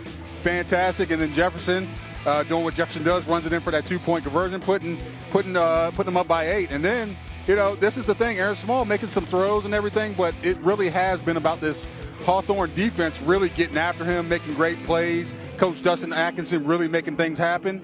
And this is the guy, unsung hero, making these catches. Number 3, Anthony Morgan, running all over the field, really making Tyler Jefferson look really good here. And this is a big play before the half. This PK Yonge defense stopping them from going up by 2 scores. And then, and here's the thing, Aaron Small's fighting. He's fighting. Look how many tackles he breaks. I'm counting at least 8 or 9 on this one play at the end of the half, trying to get his team some points on the board. So going to fight, going to try to get some points, going to try to change the wave for the blue wave here. Yeah, and that's what PK is going to do. They're going to come out and fight in the second half, and Cornelius Ingram on the other side is going to get him guys to keep on churning, see what happens. Right now, Hawthorne is up 8-0. You see the difference in the gaming between Shannon and I, because he says, what we say, the circle button? The circle button. See, I'm the B button. I'm like Nintendo, old school Nintendo. That's all. I was like the spin button for me. Jeff, you can't age us up here. We were at UF around the same time, so if you don't say the circle button, people are going to know that we're kind of old. We're men. We're 40, as Mike Gundy would say. So Hawthorne getting ready to make their way back out onto the field, and we're making our way back into the second half here in just a few minutes. Jeff, this has been exactly what we thought it was going to be, a really hard-hitting game, grinded out kind of game. And Hawthorne's put together some pretty good drives. That last drive that they had ended in a turnover, something they didn't need to do, and it was a really big boost for PK. But, moving out here in the second half, it's the part of the chess match that says, hey, we figured each other out. Halftime adjustments are one of the biggest parts of a game, not only for a coaching staff, but also for the team. And with a game this close, it's going to mean who takes over this game and ultimately who wins it. Now, what are some of the things that we can see now maybe PK do in the second half? Because Small threw the ball a couple of times, a couple of drops there that probably didn't help them, but they haven't been able to get the run game going too much. Maybe in the second half they go the opposite way. They look like they ran early to then open up the pass. Maybe you try to spread it out a little bit and then see if you can get that run game working. Yeah, well, that offensive line needs to get it together. I mean, they've been dominated up front. PK has had some success rolling out, throwing the ball. Small on the run, getting some dunk passes. That's the key for success. Now, obviously they've done a good job, and they've done a good job in the past scheming on things and seeing things after halftime over there. You gotta try to figure out. You gotta try to get something to flat. And Aaron Smalls, they gotta help him out. There's been a couple of drop passes. There's been some things that his receivers could help him out with. But regardless of the fact, they've got to continue to play great defense, is what we've seen all night from both teams. Yeah, and for PK, we haven't really called the name Jaron Hamilton. That's a speedster that he got the UF offer because of what he was able to do in camp before his junior year. Caught a couple of touchdowns last week, but Hawthorne's done a really nice job of keeping him under control tonight. Yeah, I don't think it's so much keeping him under control as keeping Aaron Smalls Jr. under control. If the quarterback can't get the ball out of his hands, doesn't matter what kind of offers you have, doesn't matter what you can do on the field. Ball doesn't hit your hands, you can't do anything with it, can't score any points. Blue Wave makes their way back down onto the field now. And you hope Coach Kevin Dowling, which he did. He's making some halftime adjustments. He knows, you throw a goose egg in the first half. Not the greatest thing. A little bit demoralizing against a bunch. It's a really good defense on the other side of the field. So they got to figure out something. They got to get something going. They got to get some sort of momentum, whether it be 3 or 4 first downs. Keep your offense out there on the field and try to wear that defense down, and try to get deep into the fourth quarter where you can take the game over. Well, we're going to find out what those adjustments might have been here in a second, as Josh is trying to track down Kevin Doling, who's out there talking to the referees right now about some of the different things that happened there in the first half. See Coach Courtney right there getting his defense ready to go. As we get ready for the start of the second half, once again, we want to thank our sponsor, So it looks like we are ready. We will send it back down to the sideline now, where Josh has PK's head coach, Kevin Doling. Thanks, Jeff. Here with head coach Dolan. Coach, first half defensive battle, only down 1 score. I mean, what'd you take from the first half for your guys? It was exactly what we expected it to be. It's a dogfight. Hawthorne comes out, plays confident and fast. We got to match their intensity, and we got to pick it up a whole bunch. Was that the message to your guys at the halftime? Absolutely, 100%. We got to come out. It's a dogfight. We got to be ready to fight back. Looking towards the next half, what's the plan for your guys? Fight. Thanks, Coach. Thank you, sir. Appreciate it. Have a good one. Jeff, back to you. PK Young's going to fight. That they certainly are, Josh. And he just was short, sweet, and he said we need to fight. He knows what this game is going to be, a defensive battle, and the message from Coach Kevin was to have those guys fight, compete, and see what they can do here in the second half. Yeah, and they got to get a stop here. The fight starts right now. And normally you can come out on offense and, you can try to figure out a way to get some yards against this defense, which has been pretty stout. But you got to make a stop because you do not want to go down by 2 scores. Hawthorne has shown tonight that they're not giving up any easy points. They're not giving up any easy yards or first downs. So come out, make a stop, and get your offense back on the field so you can do something with the rock.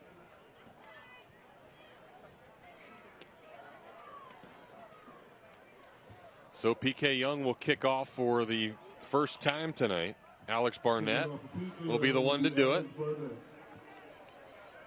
And one phase of this game we didn't talk about yet, Jeff, is special teams. Yep. Right. You don't want a big return here, or you make something happen on special teams. I know, PK's had a little bit of a tough time moving the ball downfield. Well, why not a big special team play? One guy gets there, the other guy strips it, or a tackle deep in that area, in Hawthorne's area. They need to do something. Maybe if they're not going to move the ball on offense, do something defensively. Do something on special teams that's going to change the narrative of this game. Alex, a stud soccer player here for the Blue Wave. He's got the leg. We'll see how much he can get it down the field as we get going here in half number 2. This is a big possession for PK, and when I say possession, meaning this is a big defensive possession for them because they got to make a stop. They do not want to go down by 2 scores. Great kick by Alex. He gets it all the way down to the goal line. Here's the return for Hawthorne, but PK in pursuit, and they're not going to get out to the 20-yard line. About 4 different blue jerseys there to bring down the Hawthorne Hornets, and they'll start deep in their own territory. And that's the fight Coach Kevin Allen was talking about. Look, you go down there, make a tackle. You got them deep. You're going to force them to go 84 yards here to get the pay dirt. And in 84 yards, Jeff, you can make more mistakes. So, this is the opportunity for them to make a stop here, get yourself a 3 and out, get them off the field, give your offense a good shot of scoring some points.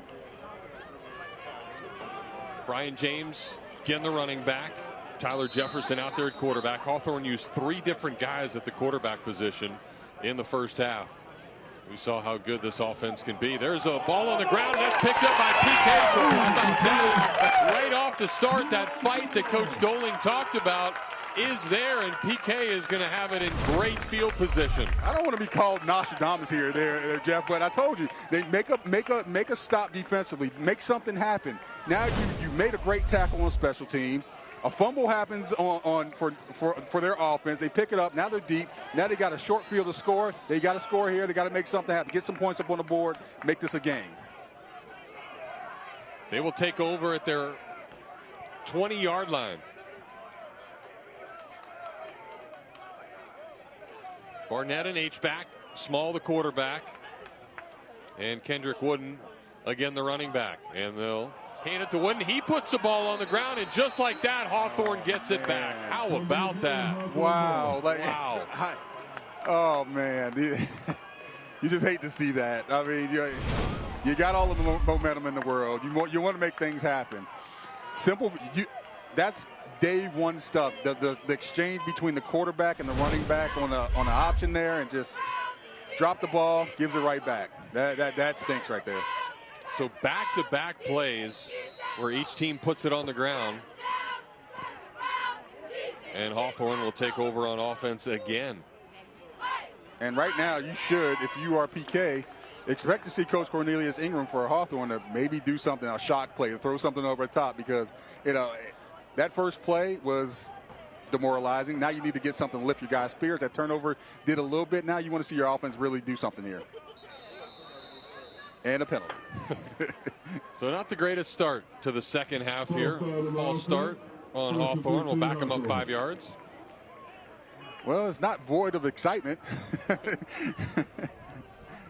There's those 3 yards we talk about, and not a great start for either team right now. See if both of them can rebound.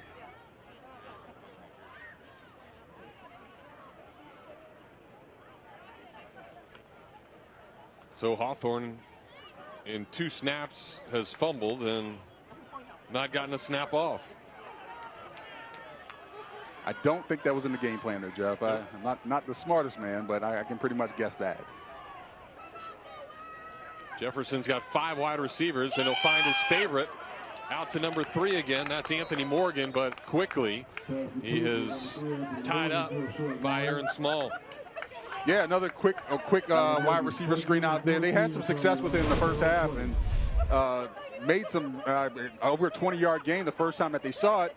Better job here defending by PK. I mean, got up on it, man coverage, got up on him, made a tackle.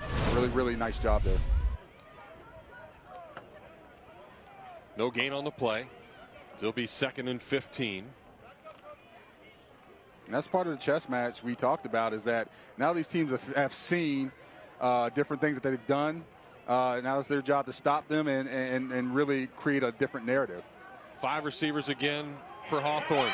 And there is Small again. As Jefferson tried to take off, each quarterback running into each other right there, and that's back-to-back plays there where A.J. Small has gotten in on it. Also, Chance Brinson in on the tackle for PK. You saw Small coming up that middle right there, and he had a lock on him, and he's taking his game over. And look, he's trying to make up for that fumble he lost. He wants to keep him down there, and he realizes part of that fumble was his fault. The handoff didn't go well because of him, and obviously the running back. So he's trying to make up for that, and they're still playing hard. That's the fight that Coach Kevin Dowling was talking about. Gain of maybe a yard on the play, so they're still 3rd and long, about 14 to go for Hawthorne. They'll have 4 wide receivers this time, 2 to each side. And there's a throw, good one, but just out of the hands of the intended wide receiver, Kewan Johnson, but a flag is going to come in late.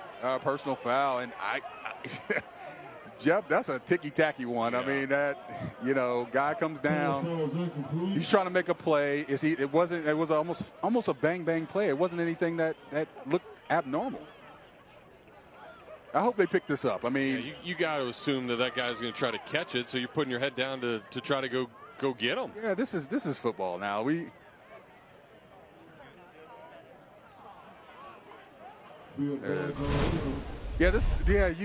Listen, as we take a look at this, I mean, the ball's there. He goes up for it, and he doesn't see that ball go over his head, right? Throws a shoulder. It was a legal hit, and I just don't see how that was a flag. And that's unfortunate because it's a free first down. They had the momentum. It was about to be another, 3 and out for them, and now momentum's back to Hawthorne. Yeah, would have been a punt. Instead, Hawthorne's going to get a first down. And that's a Campus USA Credit Union first down. Make Campus USA Credit Union part of your financial game plan. A run up the gut for Hawthorne. This time it is Ramian Armitage. Yeah, we've seen Armitage a few times. He's been out wide catching them. He's played some defense, played some running back. And, Hawthorne with these athletes all the way around the field, you just don't know what the game plan is. Like, you could see any one of those guys that line up at a skill position at any position, and that's a tough go if you're trying to coordinate a defense to stop them. Armitage got 4 on first down.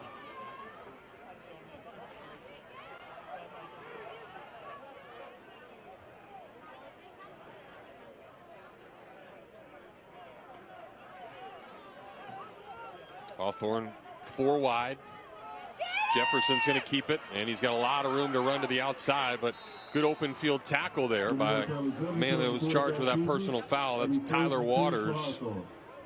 Yeah, really nice run there by Jefferson. He's that guy that has the wheels, and we've seen him with the flick of his wrist. He can get that ball down downfield pretty quickly, but it still goes back to the fact of, some of the wind has been taken out of PK Sales over a personal foul that I just, in my opinion, I don't think should have been called.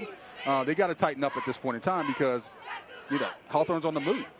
And they do not, even a field goal, they're down by 2 scores. They don't need that at this point in the game. Hawthorne just shy of midfield. Armitage again, the running back. And here's a quick toss out to the right side. Really nice block. And it's going to be another first down for Hawthorne as Chris Jonas that time on the catch. Yeah, that was a heck of a block down there on the field. Wide receivers blocking like that, I'll take it every day and Sunday. You see that quick screen that we saw out here to the left early in the drive. Number 12 right there, just throwing a heck of a block. Yeah, that's Armitage again. Yeah, Armitage, just insane block there by him, really trying to get his guy some yards. That's unselfish play. You know, wide receivers like catching the ball, they like getting the yards, like getting the touchdowns, but when you throw an unselfish play like that, throwing your body out there and throwing a block, you know, you deserve the ball, sir. So Hawthorne on the move now. They'll hand it off to Armitage this time, and he's got some nice running room on first down for about 6 yards. Yeah, he's got that.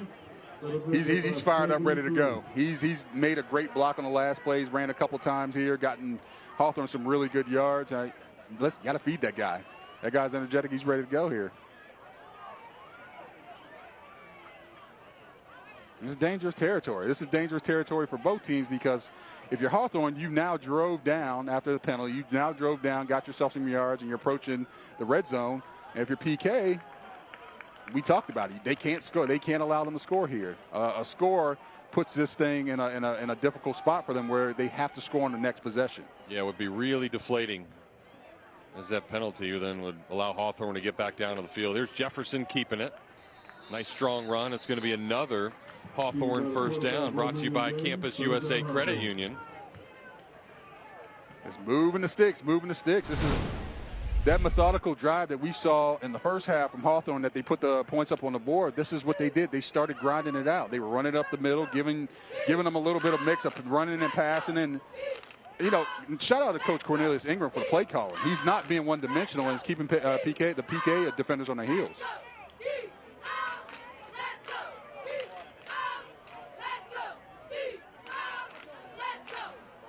Brian James back in at running back now for Hawthorne. He's just to the left of Jefferson, and he's going to get the ball quick up the gut. He'll get another 6 or 7 yards on first down. Just chipping away. Chipping away is like, you know, chopping down a tree, right? You hit it enough times, it's gonna break, it's gonna fall. And, you know, this PK defense has done great all night. You know, the middle between those tackles outside, they've really tackled well. But there's only so much you can have. There's only so much you can handle. They've been on the field for now a majority of this third quarter, and they were on the field a majority of the first half. So stamina only lasts so long, and I think Coach Cornelius Ingram and these Hawthorne Hornets realize that. Yeah, more than a 5-minute drive already as Jefferson tries to take it again. He'll be stopped just shy of first down yardage. And it's a demoralizing feeling if you're watching and helpless. You're on the sideline. If you're that PK Yonge offense, you're like, man, we gotta do something. And you're watching your defense just, you know, give up yards here and watching them grind it away, and this clock ticking down. You know, there's going to be a sense of urgency here moving forward here as the rest of the third quarter runs out. Well, fans, during the fourth quarter of the game tonight, we'll be highlighting your local Honda dealer's drive of the game. This could be it if Hawthorne gets down and able to score. Remember, a big penalty negated what would have been a punt for Hawthorne, and they've kept the ball for now more than half of this third quarter on this drive alone. Yeah, and it would be, you know, it'd be easy if this was a shootout. You'd be like, hey, you know, they can come back and get some points, but, you know, this Hawthorne defense as well has played lights out. There's a goose egg on the board for PK Yonge. So, you know, getting points is not going to come easy. Not going to come easy against this defense. So this is why even this stop is even more just that more important. So they got to do something here. They have to. Well, you see right there in the blue long sleeve shirt, part of the chain gang. That is John Magnuson. John Magnuson, Shannon, is actually in the UF College Hall of Fame as an umpire, and has retired, so making his way in Gainesville and just giving back to this community. Good old Mags was umping our inter-squad games 20 years ago at Florida. Man, you talk about a blast from the past, and shout out to you, Jeff, for knowing that kind of that info. Pretty sweet to see Mags down on the field, helps out at PK as a volunteer every now and then as well. Can't get away from it sometimes, can you? Nope. Once you're around sports, you're always around it. Well, we talked about our drive of the game. Don't forget about our Allen Law Firm player of the game. Allen Law Firm, real Gator lawyers fighting for you. We will select that person in the fourth quarter. Here's Jefferson up the gut, and he will have another 5 yards or so on first down as Hawthorne just continues to have chunk yardage on just about every single play. Yeah, this is pounding. This offensive line is a bunch of big guys up there, and oh my gosh, if you took a look at number 52, Stanley, oh my goodness, you just saw him bury his guy, and this is at this point of the game where you need an offensive takeover. You want them to take over. And that's exactly what's happening over there on that Hawthorne Hornet sideline or on the field. Well, we've got a timeout on the field, so we will take one as well. Hawthorne in the midst of a 6-minute drive and still more to go. They're up 8-0 here on Friday night.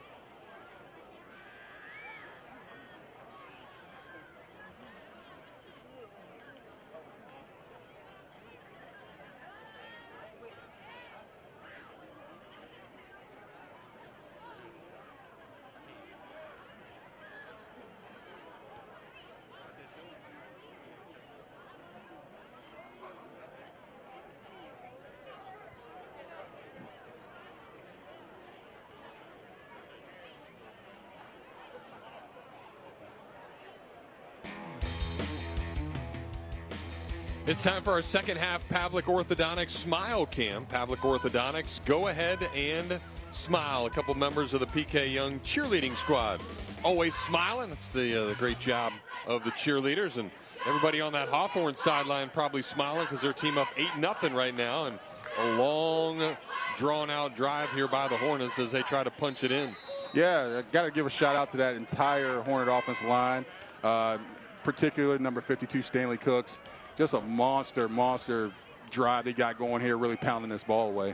Jefferson pounds it up the gut again, and he'll be stopped just shy of the goal line, but he will cross the first down stick. So it'll be first and goal here for Hawthorne now, just a few yards away from a two-possession game. Yeah, run right, run left, run right. It's wash, rinse, and repeat. These guys up front are really taking over. This PK Yonge defense is tired at this point. It's been over almost an 8-minute drive here. It's just what it is at this point. And there's Jefferson up the middle again, and he is in. So a long drive where running was the primary option, just a couple of throws that entire time, and a drive that ate up about 7 minutes of this third quarter, and Hawthorne has a 14-0 lead. Masterful play calling right there. And, great coaches can recognize a weakness, not only at halftime, we're trying to make in-game adjustments, but during a quarter, during the end game. And nice job by Coach Cornelius Ingram making those adjustments, leaning on his offensive line and his running backs, and making this a two-score game. Jefferson trying to get a couple more, and he is in for the 2-point conversion. So a couple of touchdowns, and then Jefferson runs both of the 2-point conversions in, and that's going to make it 16-zip Hawthorne as we take another timeout. So PK's offense has got to get it going.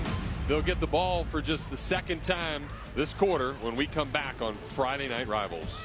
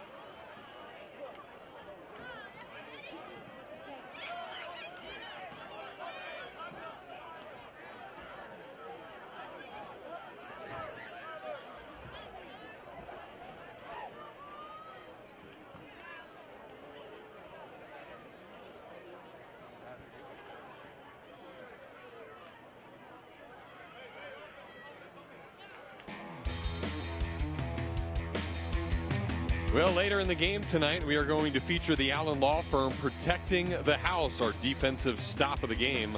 Allen Law Firm, real Gator lawyers fighting for you. And this is a big possession now for this PK Yonge offense. They weren't able to stop the Hawthorne offense from going all the way down the field. And Shannon, it's amazing the way football works.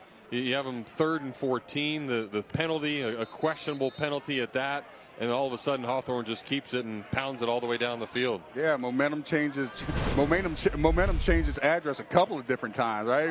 We had the fumble there by PK. We had the fumble there by Hawthorne. They traded possessions, and Hawthorne capitalized on it. And here's the thing: that was Hawthorne's second possession. So this is going to be PK's second possession of the half. They have to match exactly what Hawthorne did. There's no less. You can't settle for a field goal. It's not just points right now, because a field goal still puts you down by 2 scores. You have to go down. You have to at least put 6 points here on the board. Yeah, PK has only run 1 play this entire quarter. Antonio Hubbard, the lefty kick, and there's going to be a flag as it happens. I think that might be offsides there on the kicking team. There is such a thing. Yep, somebody got a little anxious to get down there and try to make the tackle.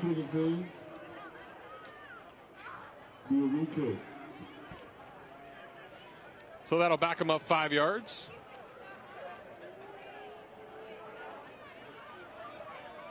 Well, regardless of the penalty, the same problem exists, right? The problem right now for PK Yonge is this Hawthorne defense. Coach Dustin Atkinson has done just a wonderful job of coaching these guys up and shutting down Aaron Smalls Jr., who was the catalyst of that 36-16 win against Eastside last week.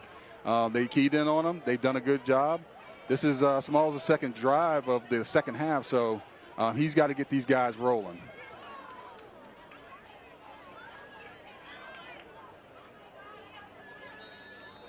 I feel like saying, Limp Bizkit, keep rolling. That's got to be him right now. That's right. I'm still aging myself, guys. That's good. Good song, though. It was.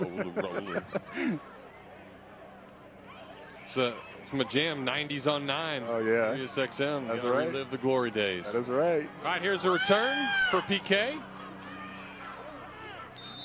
As Jordan is taken down at about the 31-yard line. So a decent return there for Jordan Richardson, and PK will take over and see if they can get into the end zone or put some points on the board for the first time tonight. Yeah, it's this fight. Here's the time, or here's what Coach Keith Dowling was talking about. This is the fight. Yeah, you were down 8 points at the half. You come out and you say, hey, we're going to fight. We're going to do that. But now you got faced with a little adversity, and you now have to get back on your horse, get down here, and put something up on the scoreboard.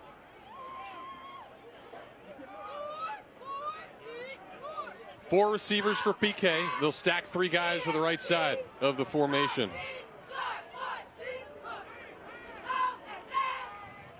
And Small's just going to hand it right up the gut, and not much running room at all for Wooden, as that Hawthorne D is up to the challenge on first down. Yeah, number 52 there, Stanley Cooks in the middle of it again. You talk about a guy that's made a lot of stops. Talk about a guy that's really done a good job of clogging up that middle. You haven't seen a lot of stuff fly up that middle. Guys stand in their lanes. Look, you can push the guard back, make the tackle. Great defensive line play right there. Yeah, good job by the linebacker as well, Artavis Mallory. Small's going to try to flip it out to the outside. That's off the hands of Richardson. And you see just the pure, unadulterated speed that Hawthorne has. These guys run sideline to sideline. You're watching on these special teams, these guys, you see 5 or 6 guys around the ball. And one thing you might have heard about football, speed kills. That means like the fastest guy that gets to the ball is the guy that's going to be the most successful. And they're showing that here tonight. Even if that ball's caught, there's 3 defenders right there. Oh, yeah. To make the stop. So 3rd and 10 now for PK. Small, not much time to do anything, and he's going to be brought down. Great pursuit there for Jalen Ruth. Ruth has been a little bit of a menace tonight. I mean, he's been getting, anytime that Aaron Smalls Jr. has dropped back to pass, he's been on his hip, in his lap, just kind of all over him. And you can see the breakdown, 4 guys, and they're not sending a bunch of blitzes. You know, they have to drop back and pass at this point, being down 16 points. And when you give the defense the option, give the 4 down linemen the option of just rushing the passer, it gets a little bit difficult. As a former offensive lineman, I can tell you, I would much rather run block than pass block.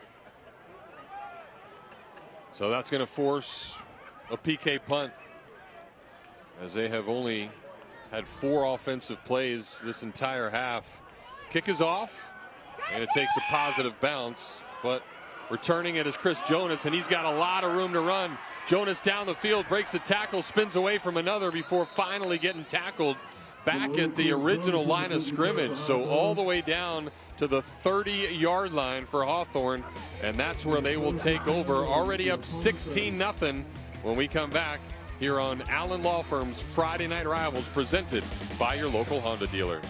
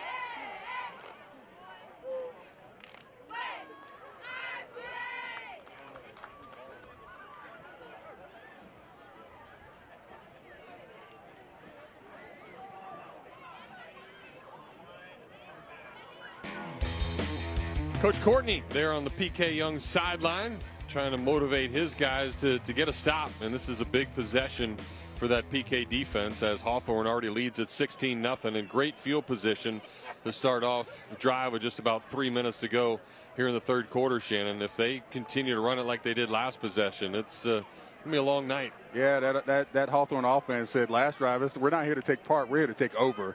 That's exactly what they did. So, you know, PK's got to come out, make a stop here. They know what the recipe is. They know what they're going to do. So it's their job to stop it here. They got a bunch of guys in the box. They've got some pressure on Jefferson, and they are going to get to him. They'll fling it right at the last second. We'll see what they say there, if he was in the grasp or not before he was able to get rid of it. If not, that's going to be a big loss there on first down, as PK looked like they sent the house to go get him. That's what I'm talking about. Look, it was a run blitz. They were expecting that ball to get handed off, and they said, you know what? We're going to be darned if we're going to get this ball handed off on us, and they were going to pound us up the middle. We're going to put 8 defenders in the box. If we get beat one-on-one on the outside, that's fine. But in that case, or as we saw right there, sometimes a run blitz can be just as good on a passing down, because you have an extra guy in the box to get after the quarterback, and that's just what they did. They didn't allow them to sit back there and just throw the ball around. Well, they're going to call intentional grounding there on Jefferson. You see at the very last second, he just flipped it up instead of taking the big sack.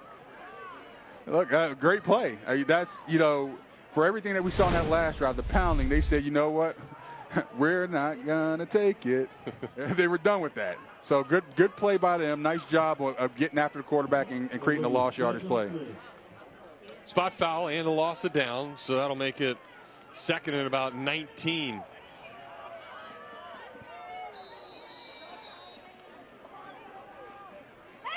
So Jefferson, this offense has some work to do now. Here comes PK again, low snap and some pursuit. Jefferson able to get away from it, gets it off a duck though, and that ball is just going to fall harmlessly. And they're going to throw a flag on that one too. Wow. So PK is getting pressure.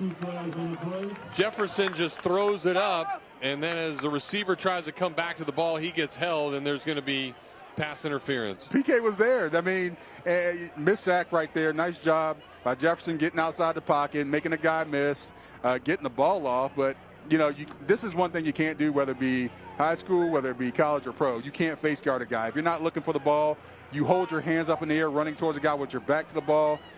Referees 90% of the time are going to call that. Here they got bailed out, and that's what it is. But you can't face guard a guy and expect not to get a call there. Well, we've got another flag in the backfield as well, and it looks like it's going to be roughing the passer. Oh, goodness. And both of those are going to be tacked on there, Jeff. And this is what I'm talking about. Like that's an automatic first down. They had them backed up, 2nd and 20, 2nd and 21, and, a penalty of seismic magnitude here. Has given this Hawthorne Hornets life, gave them another first down. Yeah, game of inches. They were a half a second away from sacking Jefferson. Yeah. Back at about midfield, and said all of a sudden the ball's down at the 20-yard line. I do not think they should stop what they're doing. They're bringing the house. They're bringing blitzes on every play, and they're really having some success getting to the quarterback with it. This ball's off the hands of Mackey. He's able to recover, though, but quickly into the backfield is a PK defender, and all over it is Chance Brinson. Nice job there by Brinson getting there before Mackey could get some moves going, but ball don't lie. It doesn't lie. That is poetic justice. That penalty that moved the Hornets closer to their goal line has now, snap over their heads, now moved them back to probably where they originally were at the first time. Well, and remember, the football's shaped a little awkwardly, but that ball bounced right back up into Mackey's hands. Normally you see that thing hit on one of the ends and takes a weird kind of hop, so a fortunate break right there for Hawthorne, as PK could have been taken over. Definitely. So that'll make it second and about 25. Another high snap. Jefferson's able to get this one, though, and he's got a receiver, but it's caught out of bounds as Cameron Cohens wasn't able to keep his feet in. Yeah, the center's got to get that ball down. That ball is sailed up on 3 plays here on just this drive alone. And listen, being a center, you got a couple of different jobs, and maybe one of the most important ones is snapping the ball, getting it up to the quarterback, and then blocking. So gotta complete the first phase before you get on to the other stuff, or crawl before you can walk. Hawthorne's going to take a timeout. We'll keep it here. About 2.5 minutes to go until quarter number 4. Yeah, a little bit minus that big Hawthorne drive that really took up a lot of time. I mean, it's been a little bit messy for both teams. They came out and chess match. They were both fired up. They both wanted to play hard, play with this attitude, yet, make the right play for their team. But we see a couple of turnovers here. We see some penalties that were really detrimental to this PK Yonge defense. And now we see some snaps over the head for this Hornet offense. So guys got to calm down, got to get rid of these little simple mistakes and get back to playing good football here. Well, a big part of the game tonight has been that guy right there, Anthony Morgan, Shannon. He's been all over the field. Yeah, solid player, just slipping tackles, breaking tackles, catching passes. Just phenomenal player, really shifty player, and he's been the kind of go-to guy all night. So here we go. third and really long. Another wobbly pass intended for Morgan, and that's going to be in and out of the hands as he dives for it just shy of the goal line.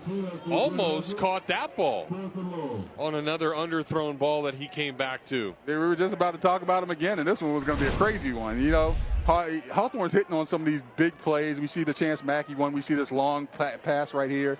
You know, you don't want to give Hawthorne big plays because they do enough in the running game where they pound you and they wear you down. Giving them big plays is just adding fire to their fuel. So Hawthorne is going to punt it away now as Antonio Hubbard will come out onto the field. Jeff, I feel like I'm at Busch Gardens on a roller coaster, just going up and down with emotions here because, you know, these guys, they got really, I mean, stuff going on both sides of the ball, good and bad. Got to settle down here. And Blue Wave here, they need to put together a really good drive to try to get some points. That's just what it is. Kick there by Hubbard as Richardson on the return. And PK Yonge is going to take over. Now with their third possession of the half, but they've only run 4 plays. So we'll see if Coach Dowling and the rest of this offense can get it going. I mean, I've been to Busch Gardens in a long time. That's by far the best theme park. Oh, for sure. Busch Gardens. Water, you got the animals, you got the roller coasters. And then, you know, the best part is that whole big area when you bring your girl there and try to win her a stuffed animal and play the games. Always walking out of there with a big teddy bear. Maybe that's why my wife didn't marry me right off the bat, because I didn't win her an animal. Couldn't make it in the hoop. Yeah, no, man. Had to work on my jump shot a little bit. And all right, we'll see what A.J. Small can do here. He's going to hand it off right up the gut. Another run for Kendrick Wooden. I hate to say this, but I think there needs to be a sense of urgency right now. There's 2 minutes and 15 seconds, 2 minutes and 8 seconds left here in the third quarter. And, you know, they haven't been on the Hawthorne side of the field too much tonight.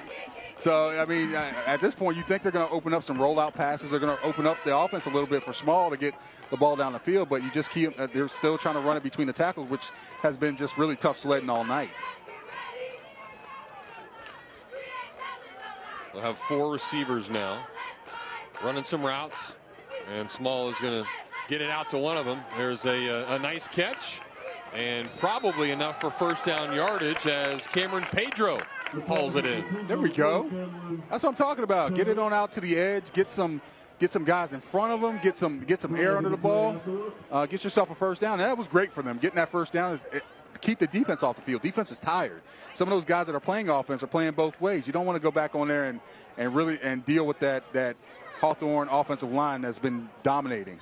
Well, it was a first down, and now we're going to tack on some more yards as a personal foul at the end of the play for Hawthorne. See the face mask there as tries to rip off Pedro's helmet. Got a handful of it too. Sometimes that can be hidden, but if you do it right in front of the ref and it's on camera as we just saw, I mean, you're guilty of sin there. So that'll get PK almost to midfield.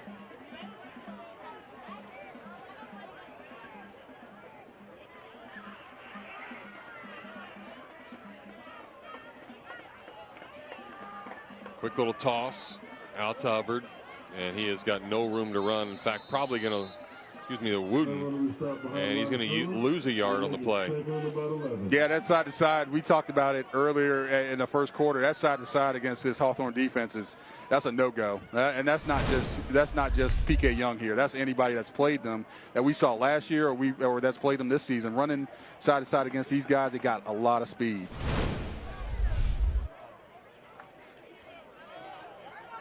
Yeah, Hawthorne only gave up 7 points last week in a victory and pitching a shutout so far here tonight with just a minute to go until quarter number 4.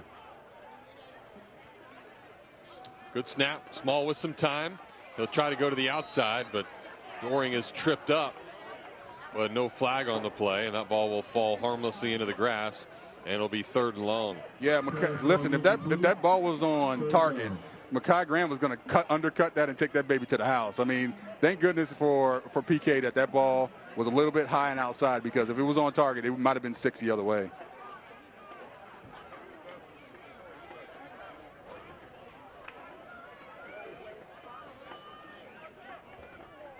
So another big play for this PK offense.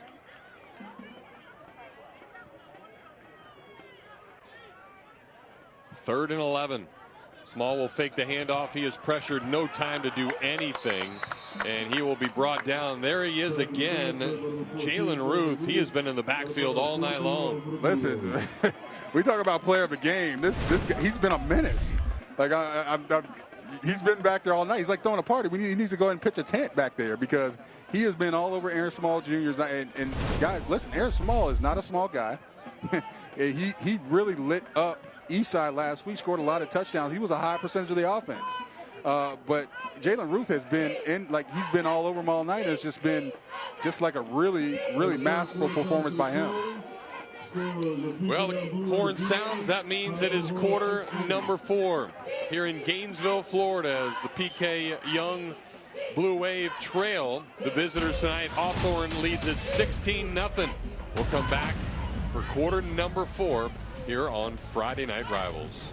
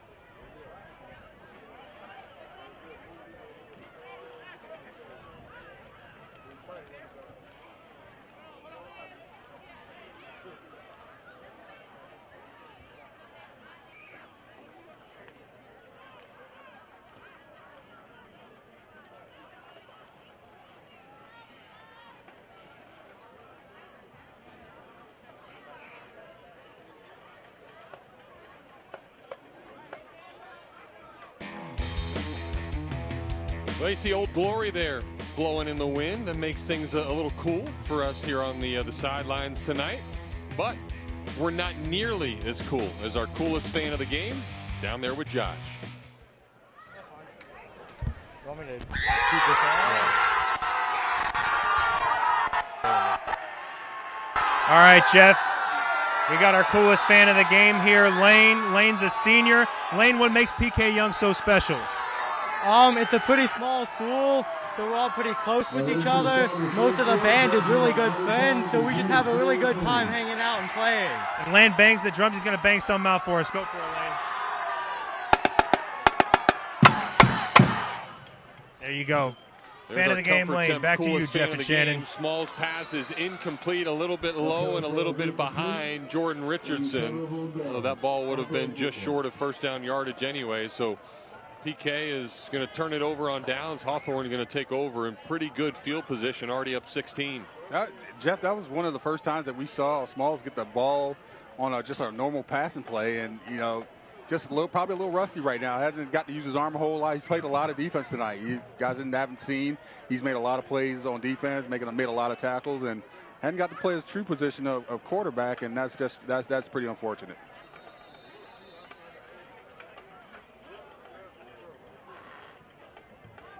So Hawthorne will take over. In at quarterback, the coach's kid, C.J. Ingram, out there for the second time tonight. The freshman is a big one at that, 6'3".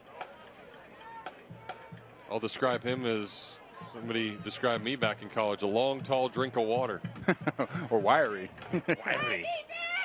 And he's got some moves. Nice little spin move, and he'll get to the outside face mask as you can see the flag coming in. So a 5 or 6 yard carry that's going to be tacked on a whole lot more. Got some nice moves there. We saw that option. He was in that quarterback one time earlier in the first half and ran that option for some big yards, took it himself here, and technically got himself probably over a 20-yard gain with a 15-yard face mask.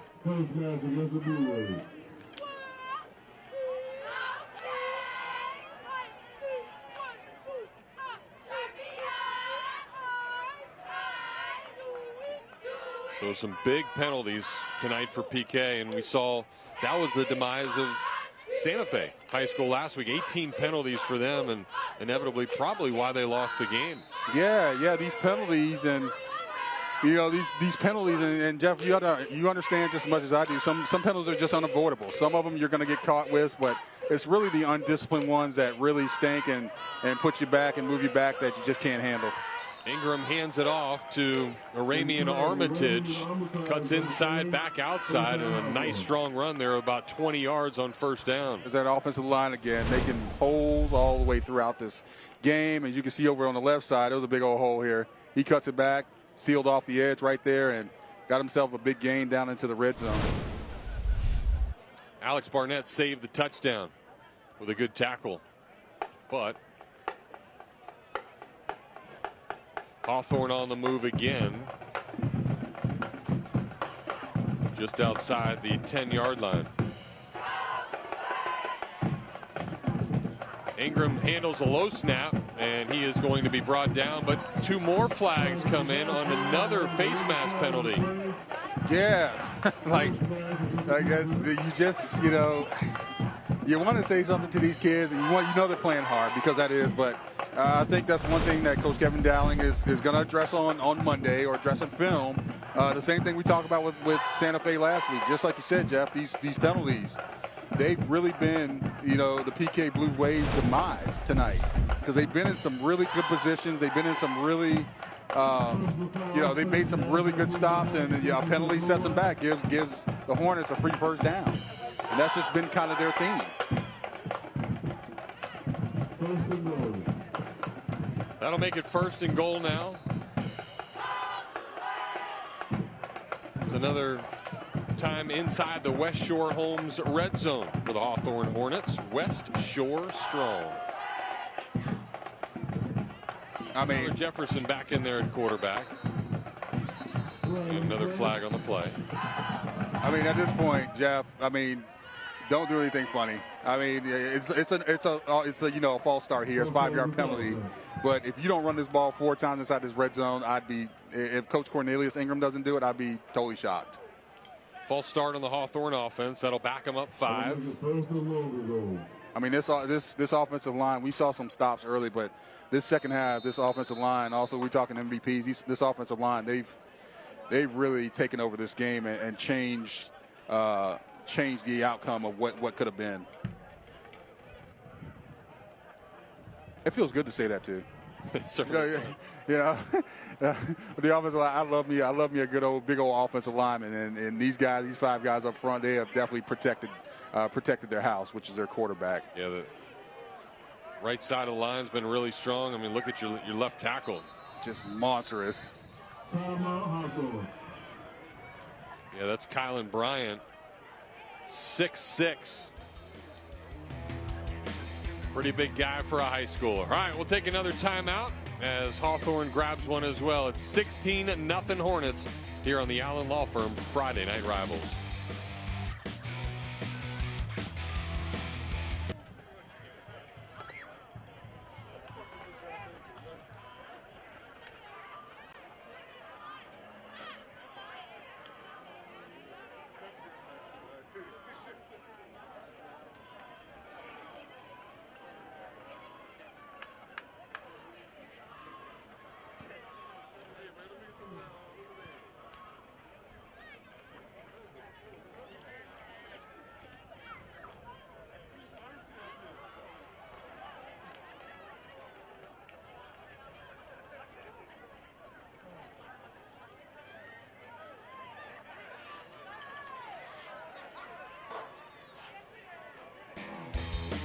It's the Allen Law Firm Friday Night Rivals presented by your local Honda dealer. Hawthorne up 16-0 over the home team PK Yonge Blue Wave.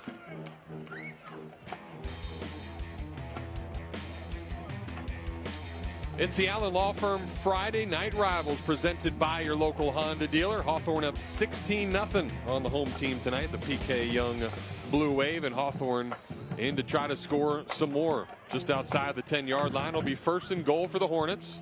Alongside Shannon Snell, Jeff Cardozo with you. Josh Miller down on the sidelines doing some great things, and that one not so great off the hands of Armitage. Yeah, for everything Armitage did tonight, he let one go through his hands, and you know, there's a mistake, it happens. You know, but they're at this point, they're trying to get some more points and ultimately put the nail in the coffin here. And so CI didn't have a headset into us. You told him to run it 4 times, and he decided to throw it. You know, he probably was listening to me. He's probably, you know, watching this on CBS4 and said, you know what, I'm not going to run it. I'm going to throw it. Forget that guy. Yeah, he doesn't know what he's talking about.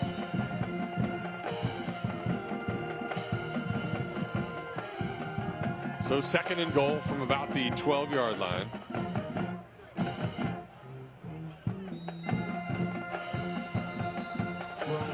And more whistles on the play.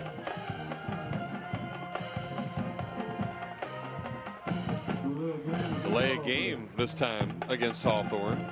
Yeah, I wonder if Hawthorne's trying to make it hard for themselves. That's 2 penalties back to back, and you know, we talked. They're definitely they're not going to run it 4 times in a row now. Of course not, but you know, these penalties, those need to get cleaned up. Jefferson back. He'll throw a fade towards the corner of the end zone. He's got a man, and that ball is going to be caught. No. He dropped it. Incomplete. And Chris Jonas is lobbying to say he did, in fact, catch the ball, but the referee is always going to win that one. Yeah, there's no instant replay here. We might see it here on the TV, but Jeff, it looked like he caught that ball. And it might have bobbled it a little bit. I don't know if it hit the ground from my vantage point, but nice throw, fade throw right there. Goes up top, gets it, comes down. I don't know. Maybe the referee had a better vantage point, but it looked like a touchdown. And you can see him kind of saying, "Hey, look, I caught that." Jonas still shaking his head.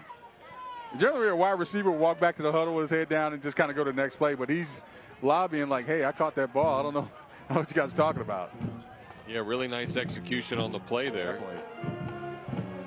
And a nice throw by Jefferson, who's done a good job tonight. And now we're going to get another timeout.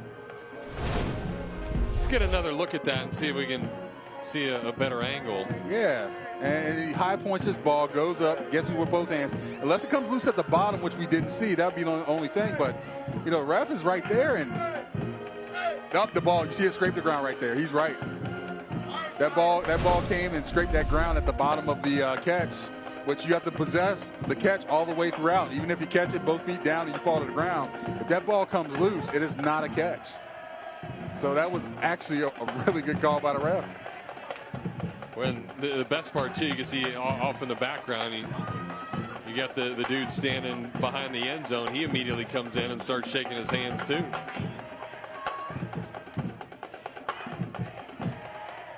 Sometimes we don't give refs as much credit as they should get. So that was just a nice call. Nice call. Didn't come through all the way with the catch. At that point, it is what it is. So Hawthorne at one point had first and goal from the 7-yard line. Now it's third and goal. And another pass towards the corner, but that one way overthrown of the intended receiver, Devin Ray.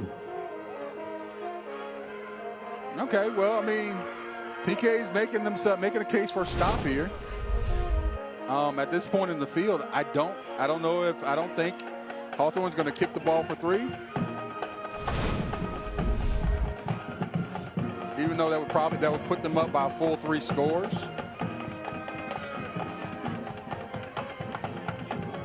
So it's going to be fourth and goal from the 17-yard line.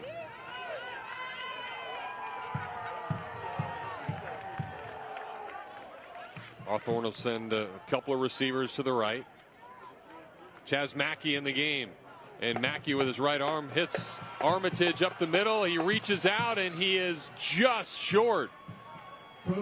So that ball will be long now to PK Yonge, but just a yard or so away after a nice throw and catch, and Armitage did everything he could to try to get into the end zone. Man, he was there. I don't know how short he was. Don't have a goal line cam there, but I don't know how short he was. About a yard, it looks like. Well, I don't know what's more, or you should be happy or sad. There's like a good and a bad here, right? Because the good is you stop them. The bad is you have to go against this defense that has been just absolutely lights out all night, and you got to go 99 yards. Like what? Pick your poison. Yeah, just over 9 minutes to go in this one. And this is the point. You need some fight. You need a big play here. If you can get a big play off this goal line, you're still conceivably in this game. 9 minutes and 47 seconds left to go. And, you know, there's still a shot here. Small's going to keep the ball, run right up the gut, just try to get a few positive yardage, have some room down there. But not much running room there at all as the middle of that Hawthorne defense continues to impress. Yeah, give it to that defense tonight. These guys have been just absolutely killer, and it's just they've done everything right. They've tackled, they've gotten some turnovers, they've gotten 3 and outs. They've really forced their hand, and they really put a stamp on this game for the Hawthorne Hornets. Gain of just a yard on the play, and we still have not really called the name tonight of Jaron Hamilton. He'll line up wide to the left. The wide receiver, the speedster, as another flag comes onto the field. I'm guessing false start or delay of game. Delay.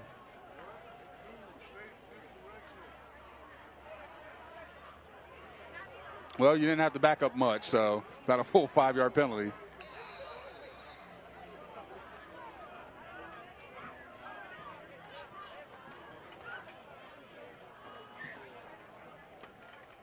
So 2nd and 10 now. Small tries to flip it out to the guy that we were talking about, Hamilton, but that ball is deflected at the line of scrimmage and falls harmlessly for 3rd down. Yeah, I think there's a personal foul in that end zone. The quarterback, I think Smalls took a shot by number 34 there. Yeah, forearm right to the face mask. So a big break for PK right there. Can't go in high. Yeah, Dimitri Perry came in, nice move. Knocked the ball down, deflected it, but then came in with a flying forearm like he was, in the WWE and knocked him to the ground.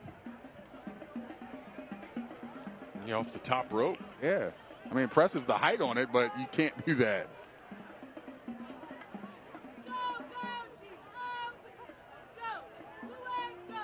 So that'll get PK out of a hole, and that's going to give him a 1st down.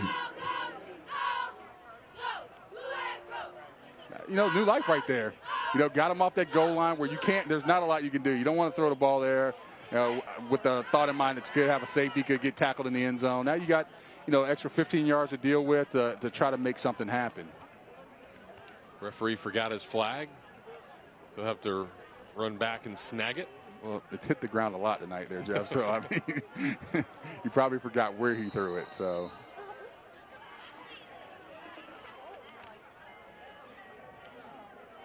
Small in the shotgun, has Wooden to his right. He'll look out, and that one is just behind the intended receiver. So it looks like on this drive they're making a point to try to hit Jaron Hamilton. Yeah, he's been kind of absent all game, and not due to the fact that he's hurt or anything. It's just that Hawthorne has done a great job shutting him down. They watched film from last week, and they realized, Smalls, that was one of his favorite targets. So shut down one of his favorite targets, make him go to other options, and they just haven't been able to capitalize. The Blue Wave haven't.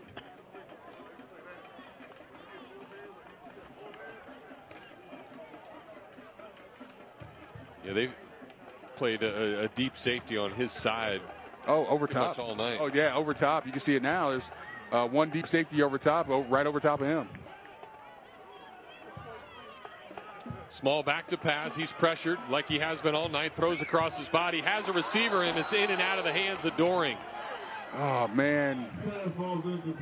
You want to start yelling, Dorn's got a touchdown, Dorn's got a touchdown, but he's got to make that catch. He's got to make that catch right there on the sideline. You know, it's a frustrating feeling because those things happen. You know, but when you're down by this much, you know, those catches are most important. Really nice throw there by Small that time. But as we look out, there's another flag down on the field. Oh, what is this one? I mean, because that was well after the play, am I right? This is the like some unsportsmanlike. Like on the sideline of PK's sideline.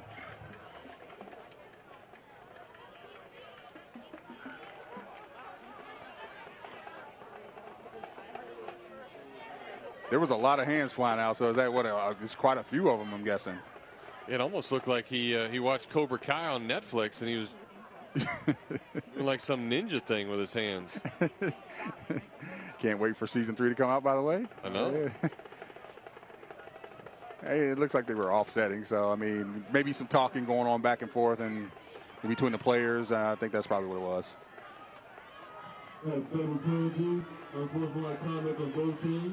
So the offsetting penalties still keep it at 3rd down, 3rd and 10. Now for PK. Played about 30 seconds of football in the last 10 regular minutes. As Small gets the snap again, pressured again, and still able to get out of this one. Throws it downfield, and that ball is going to be caught. Really nice catch there on the sideline. And that is Cameron Pedro with his 4th catch of the night. There you go, Pedro. Nice catch right there, and he's been important. Look, Pedro, I mean, the last catch he made went for a 1st down. This one came on back to the ball on a scramble drill, made himself a nice catch, got himself a 1st down. Well, now they're saying no catch. How is that not a catch? What? Oh, out of bounds maybe. He certainly caught the ball. Oh, man, I thought he was down in bounds. Maybe a little too close to the sideline right there. I mean, really, regardless of that outcome right there, great fight to come back. Because he was blanketed there for a second and defender trying to knock the ball out. So, really, a good fight right there. Still want to see that with 8 minutes and 18 seconds left in the game. Well, PK forced to go for it now. 4th and 10, well inside their own territory. Small's back to pass. He goes deep down the field, and that ball is going to be off the hands, but you almost rather not catch that if you're Hawthorne, as the Hornets will take over on downs deep in their own territories. We'll take a break. The Hornets up 16-0 here on Allen Law Firm's Friday Night Rivals.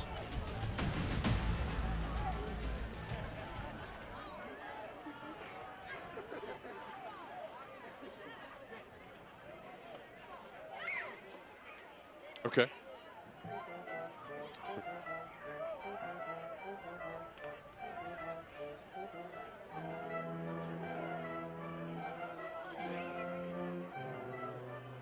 A lot of drop balls. At least we're not going to overtime.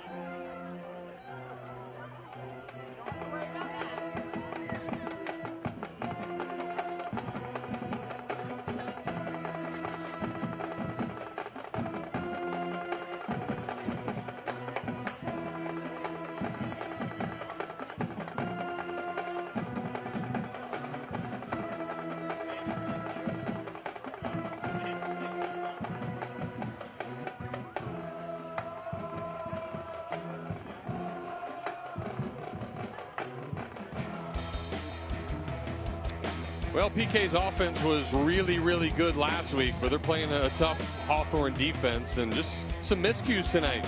Close, but just in and out of the hands on several different balls, Shannon. Yeah, this is the story of mistakes here. And, you know, Blue Wave, they were making great plays. They were making throws, but, you know, wide receivers, you know, there was 5 or 6 drops of things that should have been made, that could have got 1st downs, that could have moved the sticks. And, you know, when you combine those and when you have enough of them against a really good defense and a good team like the Hawthorne Hornets, it's a recipe for disaster. And unfortunately, it's just kind of plagued them all night. And make no mistake, if you see this team last week, they were firing. They were firing on all cylinders, and they were looking good. But and give, you know, 90% of the credit to that Hawthorne defense. These guys, they fly around the ball, and, they're a scary bunch. Anybody that has to play this Hawthorne defense, good luck. Because they are a rambunctious bunch. They got a lot of depth, and they got a lot of talent. So Hawthorne will take over inside the 20-yard line. Quick little inside handoff to a guy that's gotten the ball a lot tonight. That's Brian James, the junior, 5'8". Yeah, he's had some big chunk plays especially in the second half, where he's really moved the ball, really changed the narrative of being down or just having an 8-0 game. He's really been that guy that's, helped along with that offensive line. Who shout out offensive line? You guys have looked absolutely amazing. They've been those guys that have really fired this Hornet offense up. PK trying to make a substitution, but guys didn't get off the field in time, so Coach Doling forced to call a timeout. You see him there talking to AJ Small. Still some smiles. He knows that it's certainly just one of those nights. But this is a guy that knows how to coach quarterbacks, knows how to run an offense. Been doing it for a really long time, and he's just excited to be back in Gainesville. He's a guy that grew up around this community, been around it for a really long time, and getting that opportunity to be here is something special for him. Yeah, you can tell he enjoys his job. He's coaching these guys. It's 8 minutes left in this game. He's down by two scores, and the team's getting driven on right now. But you see him still coaching away. You still see him communicating with his players. A lot of times you see coaches, they pack it in, they kind of realize they're blowing their breath, they're trying to think about what they're going to do next week. Not him. He's still trying to get these guys, competing. James in the backfield. He'll get the carry again. Slips off the left tackle, and he's going to slip on into the end zone. Nice, strong run. But there's a little extracurricular activity after the fact. But it's not going to matter. So James scores for the second time tonight. And Hawthorne, with that one, might have just put this thing away. Yeah, he's been a cannonball all night, just slashing through holes. Big time runs, and this one got him down to the goal line. It's offensive line again. You could drive a caravan through that hole, gets him into the end zone, gets another 6 on the board, and conceivably puts this game out of reach here. That's a bounds, heating, and air touchdown. Call bounds. So the third touchdown for Hawthorne tonight. They'll try for their third 2-point conversion. And the freshman back in there, C.J. Ingram, will be the quarterback. He'll have a running back to his left and another one to his right. I wonder if you're going to see another option here. Nope, you're going to let him throw it. It'll be a throw, a fade to the corner, and that one is executed perfectly. And that is Anthony Morgan with the catch. We've called his name a lot tonight. And after the fact, the flag comes flying in late. Might be another unsportsmanlike conduct right there, a celebration of some kind. I don't know.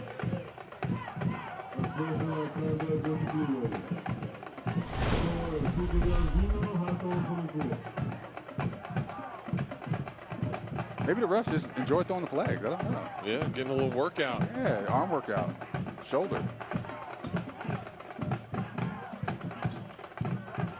Well, beyond, what we talked about, I mean, the Hawthorne Hornets have dominated up front. We spoke about their offensive line. We spoke about their defensive line. This is a physical team. They play in 1A, and they play 1A football. But looking over at that sideline, you got guys that are littered over there that everybody's playing. Everybody's playing, and they travel well. This is a tough team to beat. This is a tough team, like defensively, one of the best defenses I've seen in the last couple of years. And, as I said earlier, good luck to anybody that wants to scheme against these guys because they are so that was the third touchdown drive for Hawthorne. We'll go back to the second one. It is our local Honda dealers drive of the game. And Shannon, remember, this was a big play. It was 3rd and 14. There was a pass interference penalty, and that extended the drive for Hawthorne, and they ate up most of the third quarter in scoring. Yeah. You saw all their playmakers getting the ball. Jefferson, you see just all these guys that are running the ball, that are offensive line, opening up holes, pounding it away, and ultimately they put the game out of reach. It put them up 2 scores, and you know what? Congratulations to them. Yeah, there's some big dudes on that Hawthorne offensive line, 6'6", 6'5", 6'4", about 4 guys that are 6'3". You know, Jeff, I walked during pregame. I walked through there, and I felt like a midget because, you know, these guys with cleats on, maybe an inch or two taller, but it felt like I was surrounded by a bunch of pine trees. Yeah, this is a Hawthorne team that certainly will contend for another state championship. Cornelius Ingram has done a great job with that program, and that town certainly loves him being there. There's a kick and a return brought back by Jaron Hamilton over the 20-yard line, and PK will take over with about 7 minutes to go in this one. Yeah, get yourself down there and get a score. I mean, nobody wants to finish the game not scoring any points. That is never the goal as any athlete or any sport that you play, is never to score, never to get any points. So get yourself on down there, get some points. You know, give yourself some confidence, because you'll have to go back to the drawing board next week. You have to work on the penalties. You'll have to work on, you know, getting your quarterback, Aaron Smalls Jr., fired back up, getting him to the point where he was last week. But don't walk out of here with a goose egg on the board. Hamilton will come out to the left.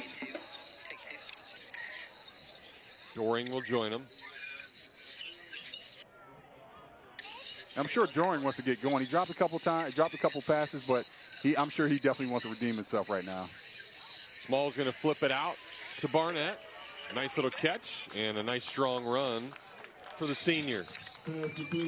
Yeah, and I'm a little shocked, Jeff. Like, we saw that earlier in the game, and they had some success with it, getting Small on the run and dumping the ball out in the flat. One place where I can say that they've had success against this Hornets defense, but hadn't seen too much of it since then.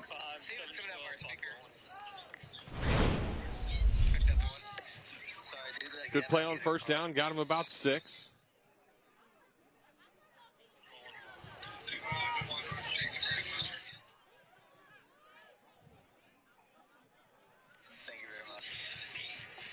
They'll do it again, this time out towards Williams. He'll break a couple of tackles, now try to run all the way across the field.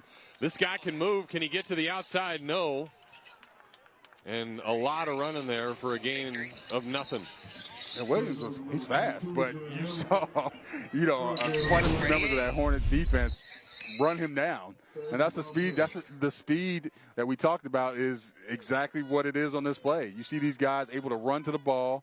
You know, number 15 right there, just chasing them down. Number 15, Artavius Mallory. You know, like I said, speed kills. And this team is speed personified. So 3rd and 4 now for PK. I don't hear anymore. Should be good. Here comes a blitz, picked up nicely by the running back. Small to the outside, tries to hit Doring, but overthrows him just slightly. And it's going to be 4th down. Yeah, Doring, I mean, hey, nice effort right there. I mean, pass a little bit off. And I just said he wants to redeem himself. He's still playing hard out here. Just a little bit too late right now.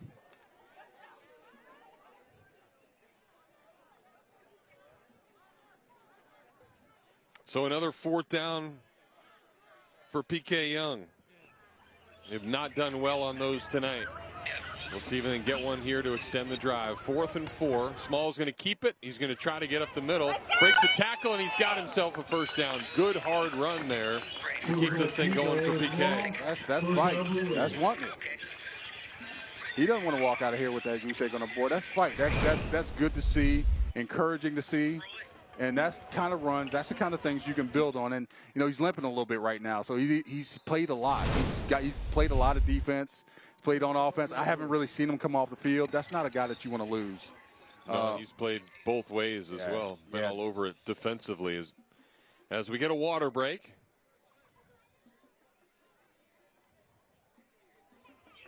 I mean, it's a badge of honor to play both ways. And, you know, it's really good to see that these guys are making plays on both sides of the ball, because sometimes you get out there and you're thinking, I play both ways just to say I play both ways. But when you're talented, when you're able to, you know, maybe even at the next level, which he may have the opportunity to go, he maybe projects as a safety or outside linebacker. He's got the size for it. He's got the speed for it. So, you know, just a great athlete he is. Well, the Hawthorne defense has been all over him tonight, and they have done a great job. And here is our Allen Law Firm protecting the house defensive stop of the game. Allen Law Firm, Real Gator lawyers, fighting for you. And that's Jalen Ruth. Yeah, that's in the backfield a lot. That's my guy. I mean, listen, you talk about a defensive player that should be in consideration for player of the game. That is Jalen Ruth. He's had a party back there. He's got himself a couple of sacks, 2 or 3 sacks. He's got a bunch of pressures, QB hits. Just really changed what they were doing offensively for the PK Blue Wave. Just over 5 minutes ago, first down here for PK. Small back to pass, pressured again, able to sneak away from it again, looking down the field, looking for somebody, and he is going to get hammered. You know, we've been talking about this defense all night, and you know, at some point in time, you don't ever want to concede victory. That's not what you want to do. And number 5 for the PK Blue Wave, he's going to continue to fight. But at some point, you need to think about pulling him, just because you know you got to get ready for next week. You know, he's fought all night. He's been playing all night, but now you got this Hornets defense, which is just the definition of pure nastiness. Is just now they're 10 off. I don't know if he's on me or not. Stand by. He's on 1. Yeah, small sucking wind a little bit now. Of course. Yeah, there you go. As it's second down, he'll hand it off this time. Good run by Wooden as he's able to get to the outside. Got a block from Doring. Yeah, nice block by Doring. A nice run. And running like a little wham play right there. Got up the middle. Got himself some yards. Call it that because Wham was your favorite band growing up? You know, I still listen to them around Christmas time. You know, Last Christmas. That's right. People didn't think I would know that, but I do. How do you? Once again, I'm aging myself, Jeff. We got to stop doing that. Got to stop doing that. Gain of 8 on the play from Wooden. That'll make it 3rd and short.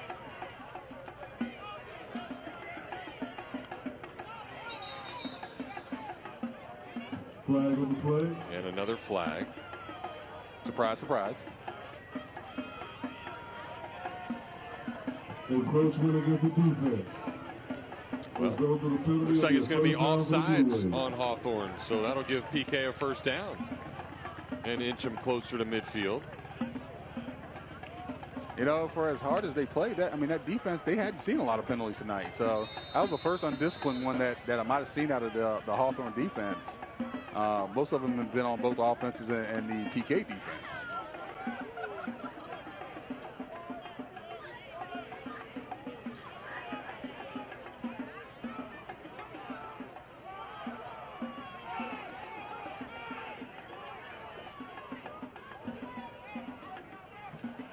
Good snap to Small. Looks like he wants to go deep down the left side of the field. It's underthrown, though.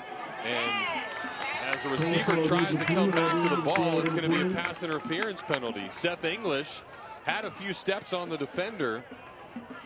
And that's the 3rd time tonight we've seen that play happen, where the defender is then face guarding the receiver trying to come back to the ball. Yeah, face guarding is one of the things referees look for. When the ball's in the air that long for 2 or 3 seconds, they look at the defender and make sure his head is turned. And this is why ball skills, or why colleges covet guys with great ball skills that can look back at the ball and try to make a play on it, because face guarding will get called 90% of the time. And then in the NFL, it's a spot foul, so that's even more important. But in college and high school, it's a 15-yard penalty and an automatic first down. So a couple penalties by Hawthorne here in this drive have gotten PK now across midfield as they try to put a dent in the scoreboard for the first time tonight. I mean, they're moving it. So we talked about getting some points on the board, and I think everybody's on the same page there. Nobody wants to see the Blue Wave walk out of here with a 0 on the scoreboard.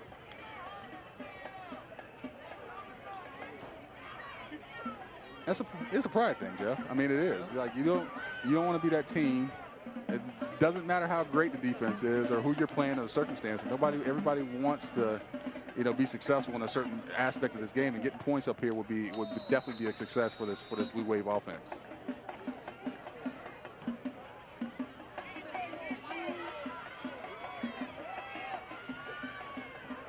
Small back to pass, quick hitter, and that ball is going to be caught. Pass is complete. Nice catch there by Pedro again.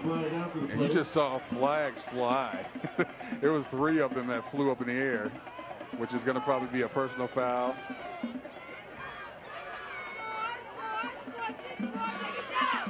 Looks like it's probably going to be on that Hawthorne defense.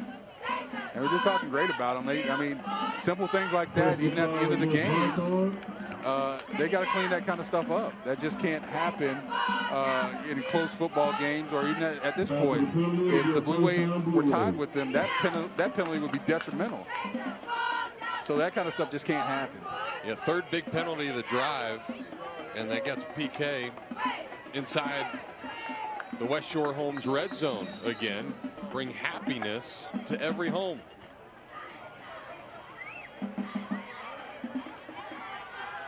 Small try to take PK into the end zone as he gets the snap. Looks to his right, has some time, but now scrambles out of it, and he is going to be brought down. Another sack for this Hawthorne defense. Yeah, Jalen Ruth over there. You see number 34, Dimitri Perry. Those ends have been bookends. They've been difficult.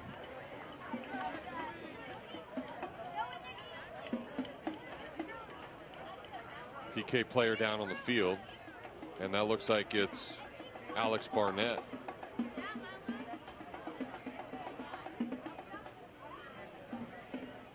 And another flag has just come in. Goodness gracious. You think the referee's just thinking, hey, maybe I should just throw this flag and see what happens? I guess that's just what they want to keep doing. That's like, wow. And that was 20 seconds after the play. Yeah, he's just like, oh, I forgot to throw a flag.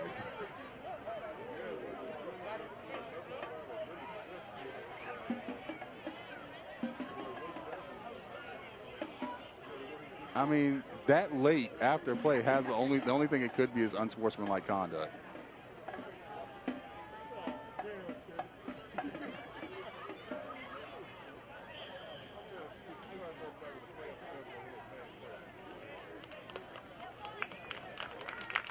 Well, Barnett up on his feet now. That's a good sign, certainly.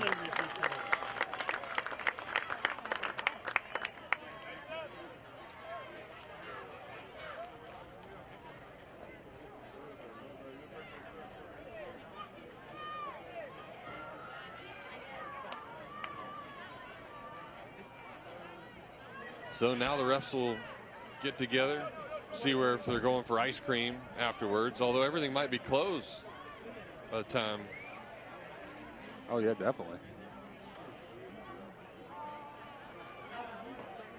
Might be able to get a McDonald's ice cream, drive-through ice cream cone. Those machines are always broken. I think they do it on purpose.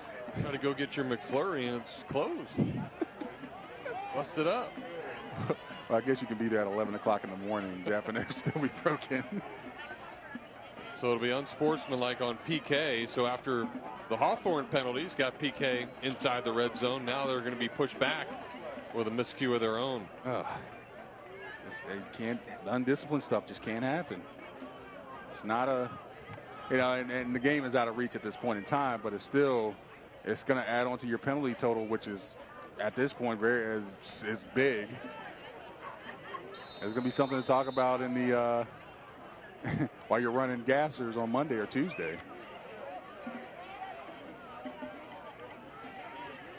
Under 4 minutes to play.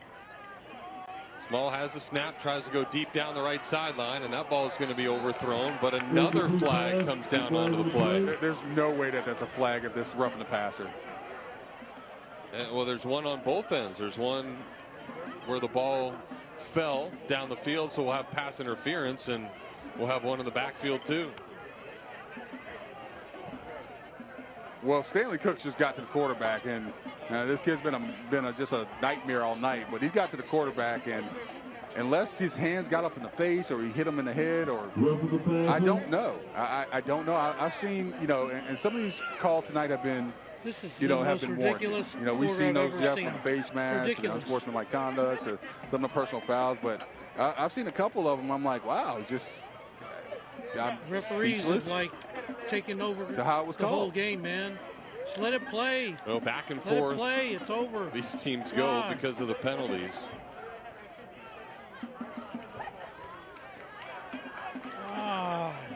First and 10 Blue Wave. 3:42 left on the clock. It's going to give PK a first down.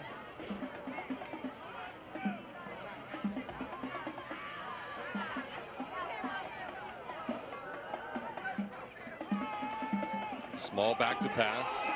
Gets pressured again. Another flag goes down as the pass is thrown incomplete as he tries to run for his life. Yeah, saw some holding over there.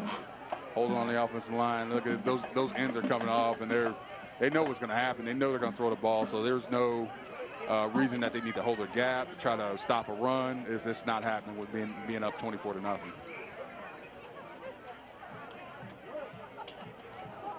So the hold will back up the Blue Wave. And that is 4 straight plays that we have seen a flag. Ridiculous. I can't believe it, Jeff. Like, and then the lights go out. The lights just cut out. I got it, Jeff. I got it. I bet you they're saying if the refs can't see the play, they can't throw any flags. That's what it is. That's what it's got to be. Well, the lights have gone out here at PK. I'm almost 100% sure that's what it is.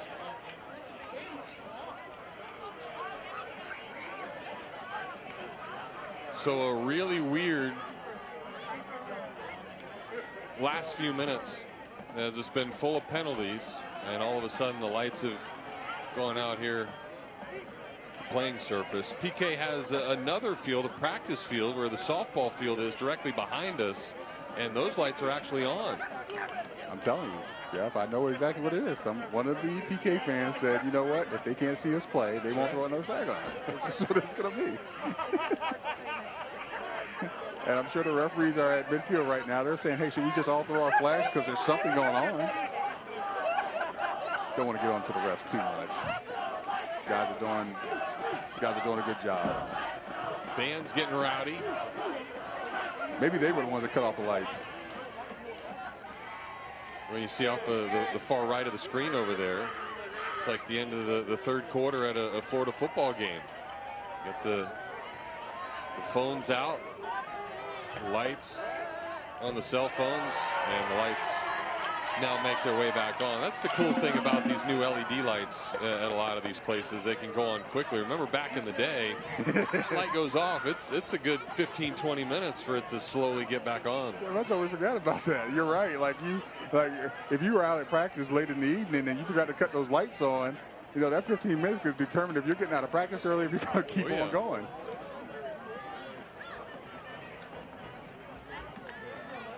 Definitely some entertainment going on here in the last few minutes of this football game. I got to say, that's been our first, Jeff. Like, we've seen a lot of stuff, and, you know, while we've been doing this Friday Night Rivals broadcast, and, you know, the lights going out during the game is a first. I think that might be my bad. I kicked one of these cords here, but I didn't think that was for the main lights. Stuff happens. I wouldn't say that on air because, you know, you're kind of telling on yourself, but... So both teams make their way back out onto the playing field. That big penalty has really pushed PK back again. It's second and about 30. And everybody moved except for the guy that was supposed to hike the ball. So that is 5 straight plays now. We have seen a penalty. I don't think I've ever seen that before either.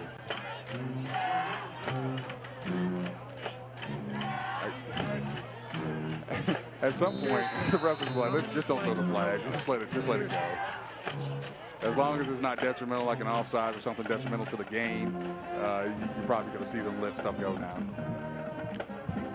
If we want to get out of here before 12 o'clock. Small will fling it out to the outside. A nice catch. And then quickly tackled is Jordan Richardson.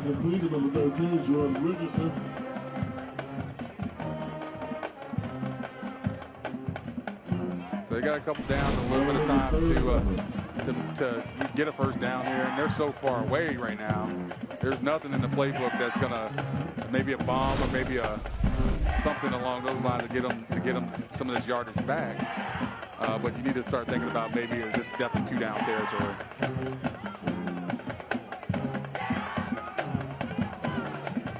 It'll be 3rd and the distance from Gainesville to Hawthorne.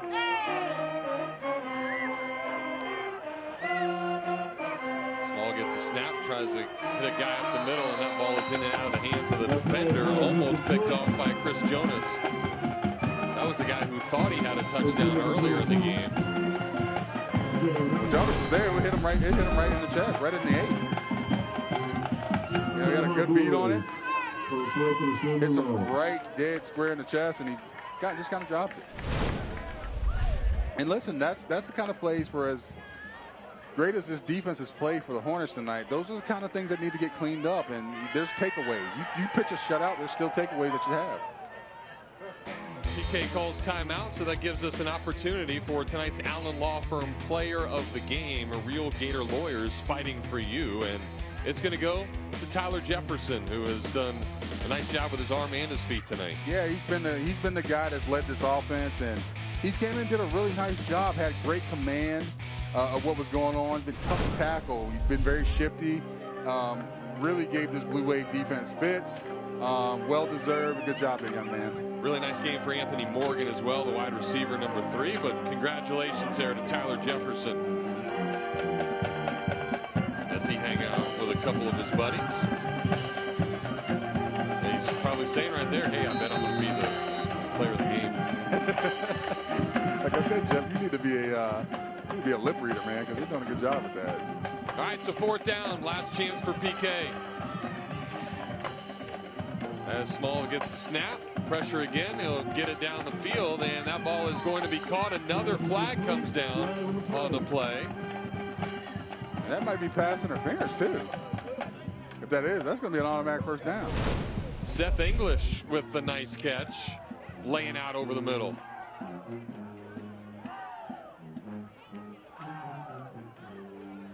Man, you would love to see that all night. Those are the kind of catches that quarterback Aaron Small Jr. wanted to see, wanted to have, and we just didn't see those all night. And it will be a pass interference penalty.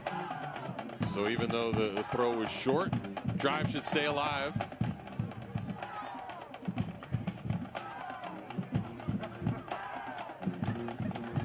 And the Hawthorns want to try to preserve this win right now. They want to try to preserve this shutout.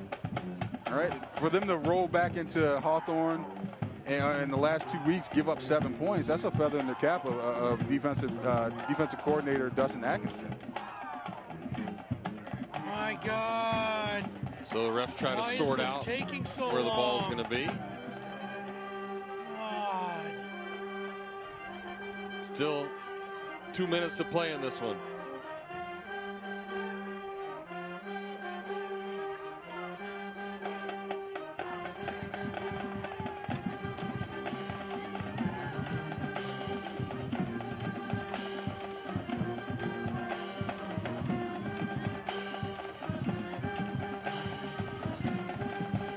Jeff, how many flags do you think we've seen tonight combined? What's the over-under on that? 31. 31. You know what? I think you're probably right. Yeah, It's been a lot, for sure. It's definitely been a lot. And hopefully this gets better throughout these first couple of weeks. Sure, yeah, definitely. A lot of penalties. A lot of guys maybe playing varsity football for the first time. Definitely, that's true. Well, now are they going backwards? For some reason, they're going backwards.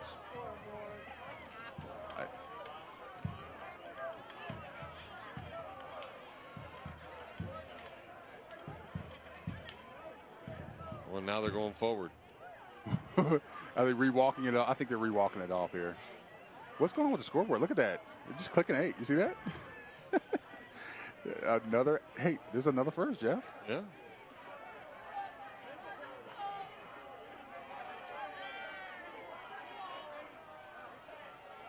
So instead of taking the play, PK will take the penalty.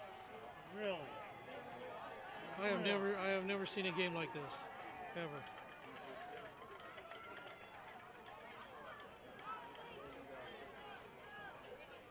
Hey. 2:15 on the clock.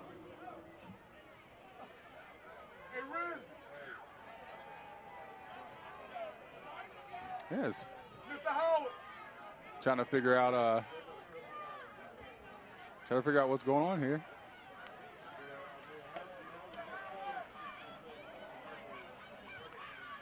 Yeah, the clock went haywire. The lights have gone out. We've seen penalties galore.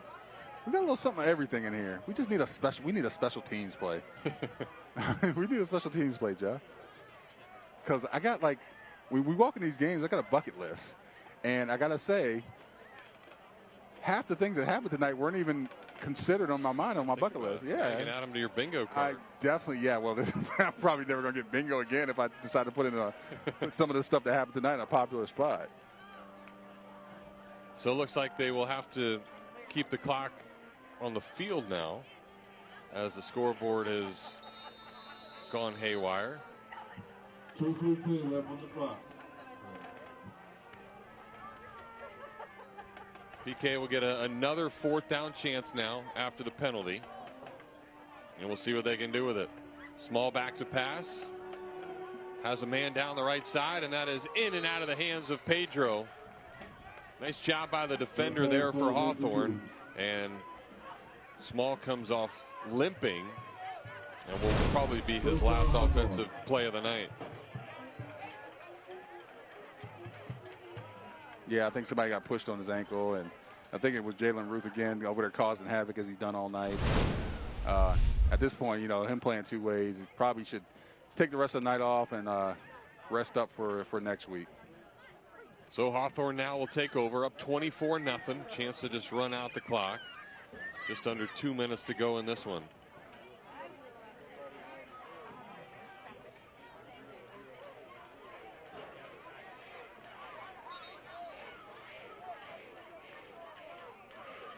CJ Ingram will lead out the Hornet offense. You know, the future of this Hornet program is in good hands. You got guys that are, you know, the Chaz Mackeys, you got Tyler Jefferson, but now you got, you know, CJ Ingram, who's a freshman and has came in and made some pretty big plays. So, you know, you're going to have to look forward to seeing this guy for the next 4 years if you're Hawthorne. So that's a good situation to be in. Quick little handoff. That'll be Armitage, who has also done a good job tonight. Yeah, the trio of Jefferson, Morgan, and Armitage. And then, heck, even throw in Brian James. Yeah, those guys have been absolutely phenomenal all night long. Really fueled this offense, which offense was just decided to pound and pound and pound away. And, you know, there was no real long, crazy plays in the air. They just picked apart this Blue Wave defense and really made life tough for them tonight. Hawthorne will huddle it up. Needs to run a few more plays to finish off a shutout.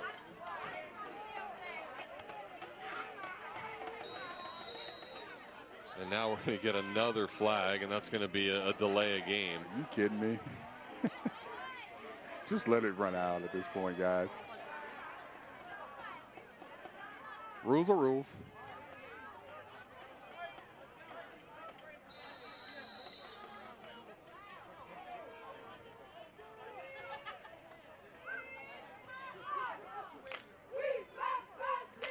Another handoff.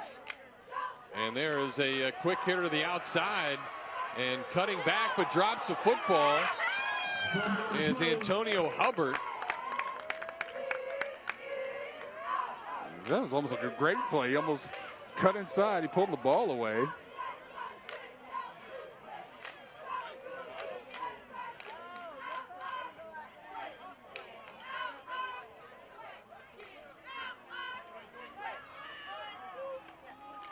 We'll see who's got the ball here. Looks like Hubbard was able to maintain possession on it. Nope, they're going to say it's PK ball. So a turnover there for PK. Hey, there's that fight. Fight until the last whistle. It's 11 seconds left. Guy could have let him just go up the sideline. But he's playing for pride. Playing for pride at this point. And you know what? He was the last line of defense. If you cut inside of him, he was going to take that to the house. Pulled it away and recovered it. Yeah, Jordan Richardson again. He's done a nice job tonight. Yes, he definitely has.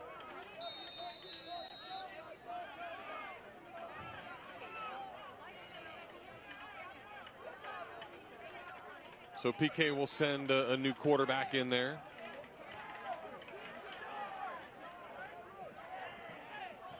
It's like Adrian Curtis, just a freshman, will take the snap, and he will drop it. And they get tackled again by our defensive player of the game, Jalen Ruth. He has been in the backfield all night. Yeah, he might as well make his new house back there, because that's where he's been all night.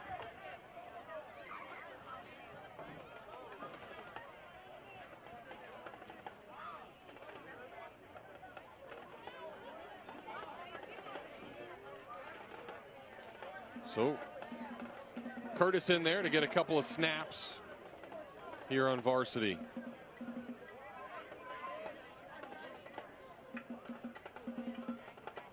He'll hand it off this time. Quick run up the middle.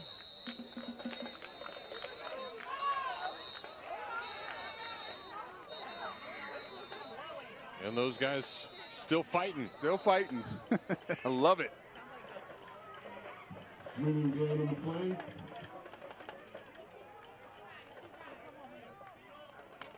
Tough run there by Rashawn Walden. It looks like that might be it.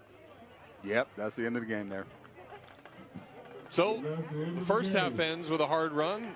Second half ends with a hard run, but a lot of hard runs by the other side as Hawthorne wins this thing 24-0 tonight. The ground game was fantastic for the Hornets. We'll take a break, come back, and start our post-game show right after this.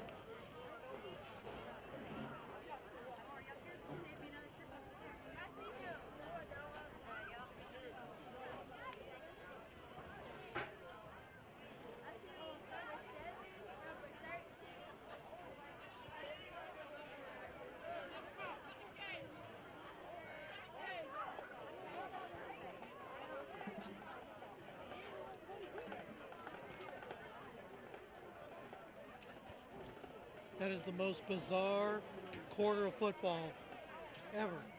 How long did that last quarter last? Like 45 minutes? Yeah. It had to have lasted at least 45 minutes. I cannot believe that.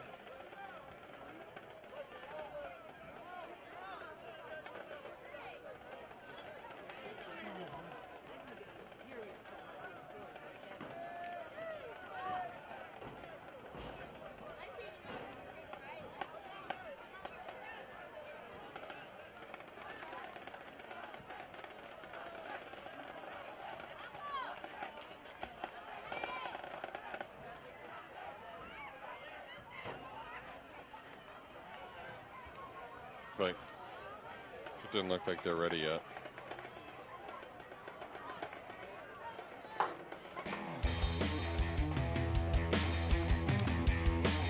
It's Allen Law Firm's Friday Night Rivals, presented by your local Honda dealer. Hawthorne tonight strolls into PK Yonge and shuts them out 24-0 for the Hawthorne Hornets. A really nice performance by them, as PK just couldn't get much going offensively tonight with his defense, Shannon. Yeah, Jeff, I mean, they give credit to that Hawthorne defense. That they were lights out all night, and we knew it was going to be tough for them coming in, the PK Blue Wave, and they had to play their best game against that defense because they were so good. And unfortunately, they just ran into some mistakes, did some stuff that, just wasn't them, and unfortunately came up with the loss tonight. So now maybe the greatest honor you can ever get is the trophy for winning these Friday Night Rival games. Josh is down there with the winners from Hawthorne. Thanks, Jeff. Here with Coach Ingram and the Hawthorne Hornets after a big win. Coach, it might have been the longest game of your career, high school, college, NFL, but how was that win? You guys finished like you talked about. Yeah, we played well on both sides of the ball. I think the guys came out with great energy and effort. and it was a big win. Anytime you get an opportunity to play a bigger classificational school and you come out with the win, you definitely take that. So go Hornets, and shout out Burger Barn. Yes, sir.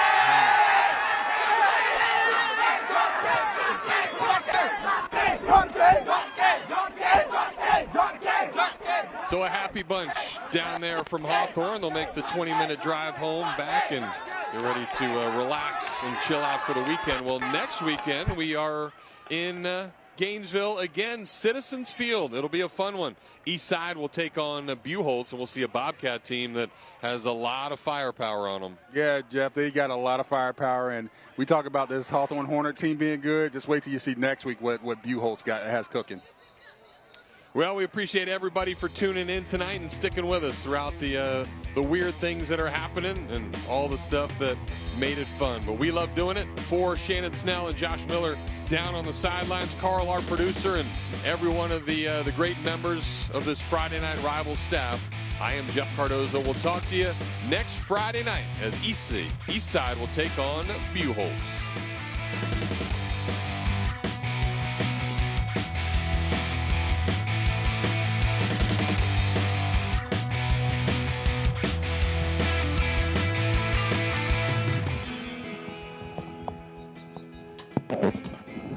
Thank you to our valued sponsor partners who make this telecast of Friday Night Rivals possible. Allen Law Firm, your local Honda dealer, Chick-fil-A, and the law offices of Fine, Farkash, and Parlapiano. Also, thank you to our great sponsor supporters, Campus USA Credit Union, Cruz Davis Dental, West Shore Home, Bounds Heating and Air, Sonny's Barbecue, Pavlik Orthodontics, Skyfrog Tree Service, and Comfort Temp Heating and Air. And a special thanks to tonight's participating high schools for their continued support.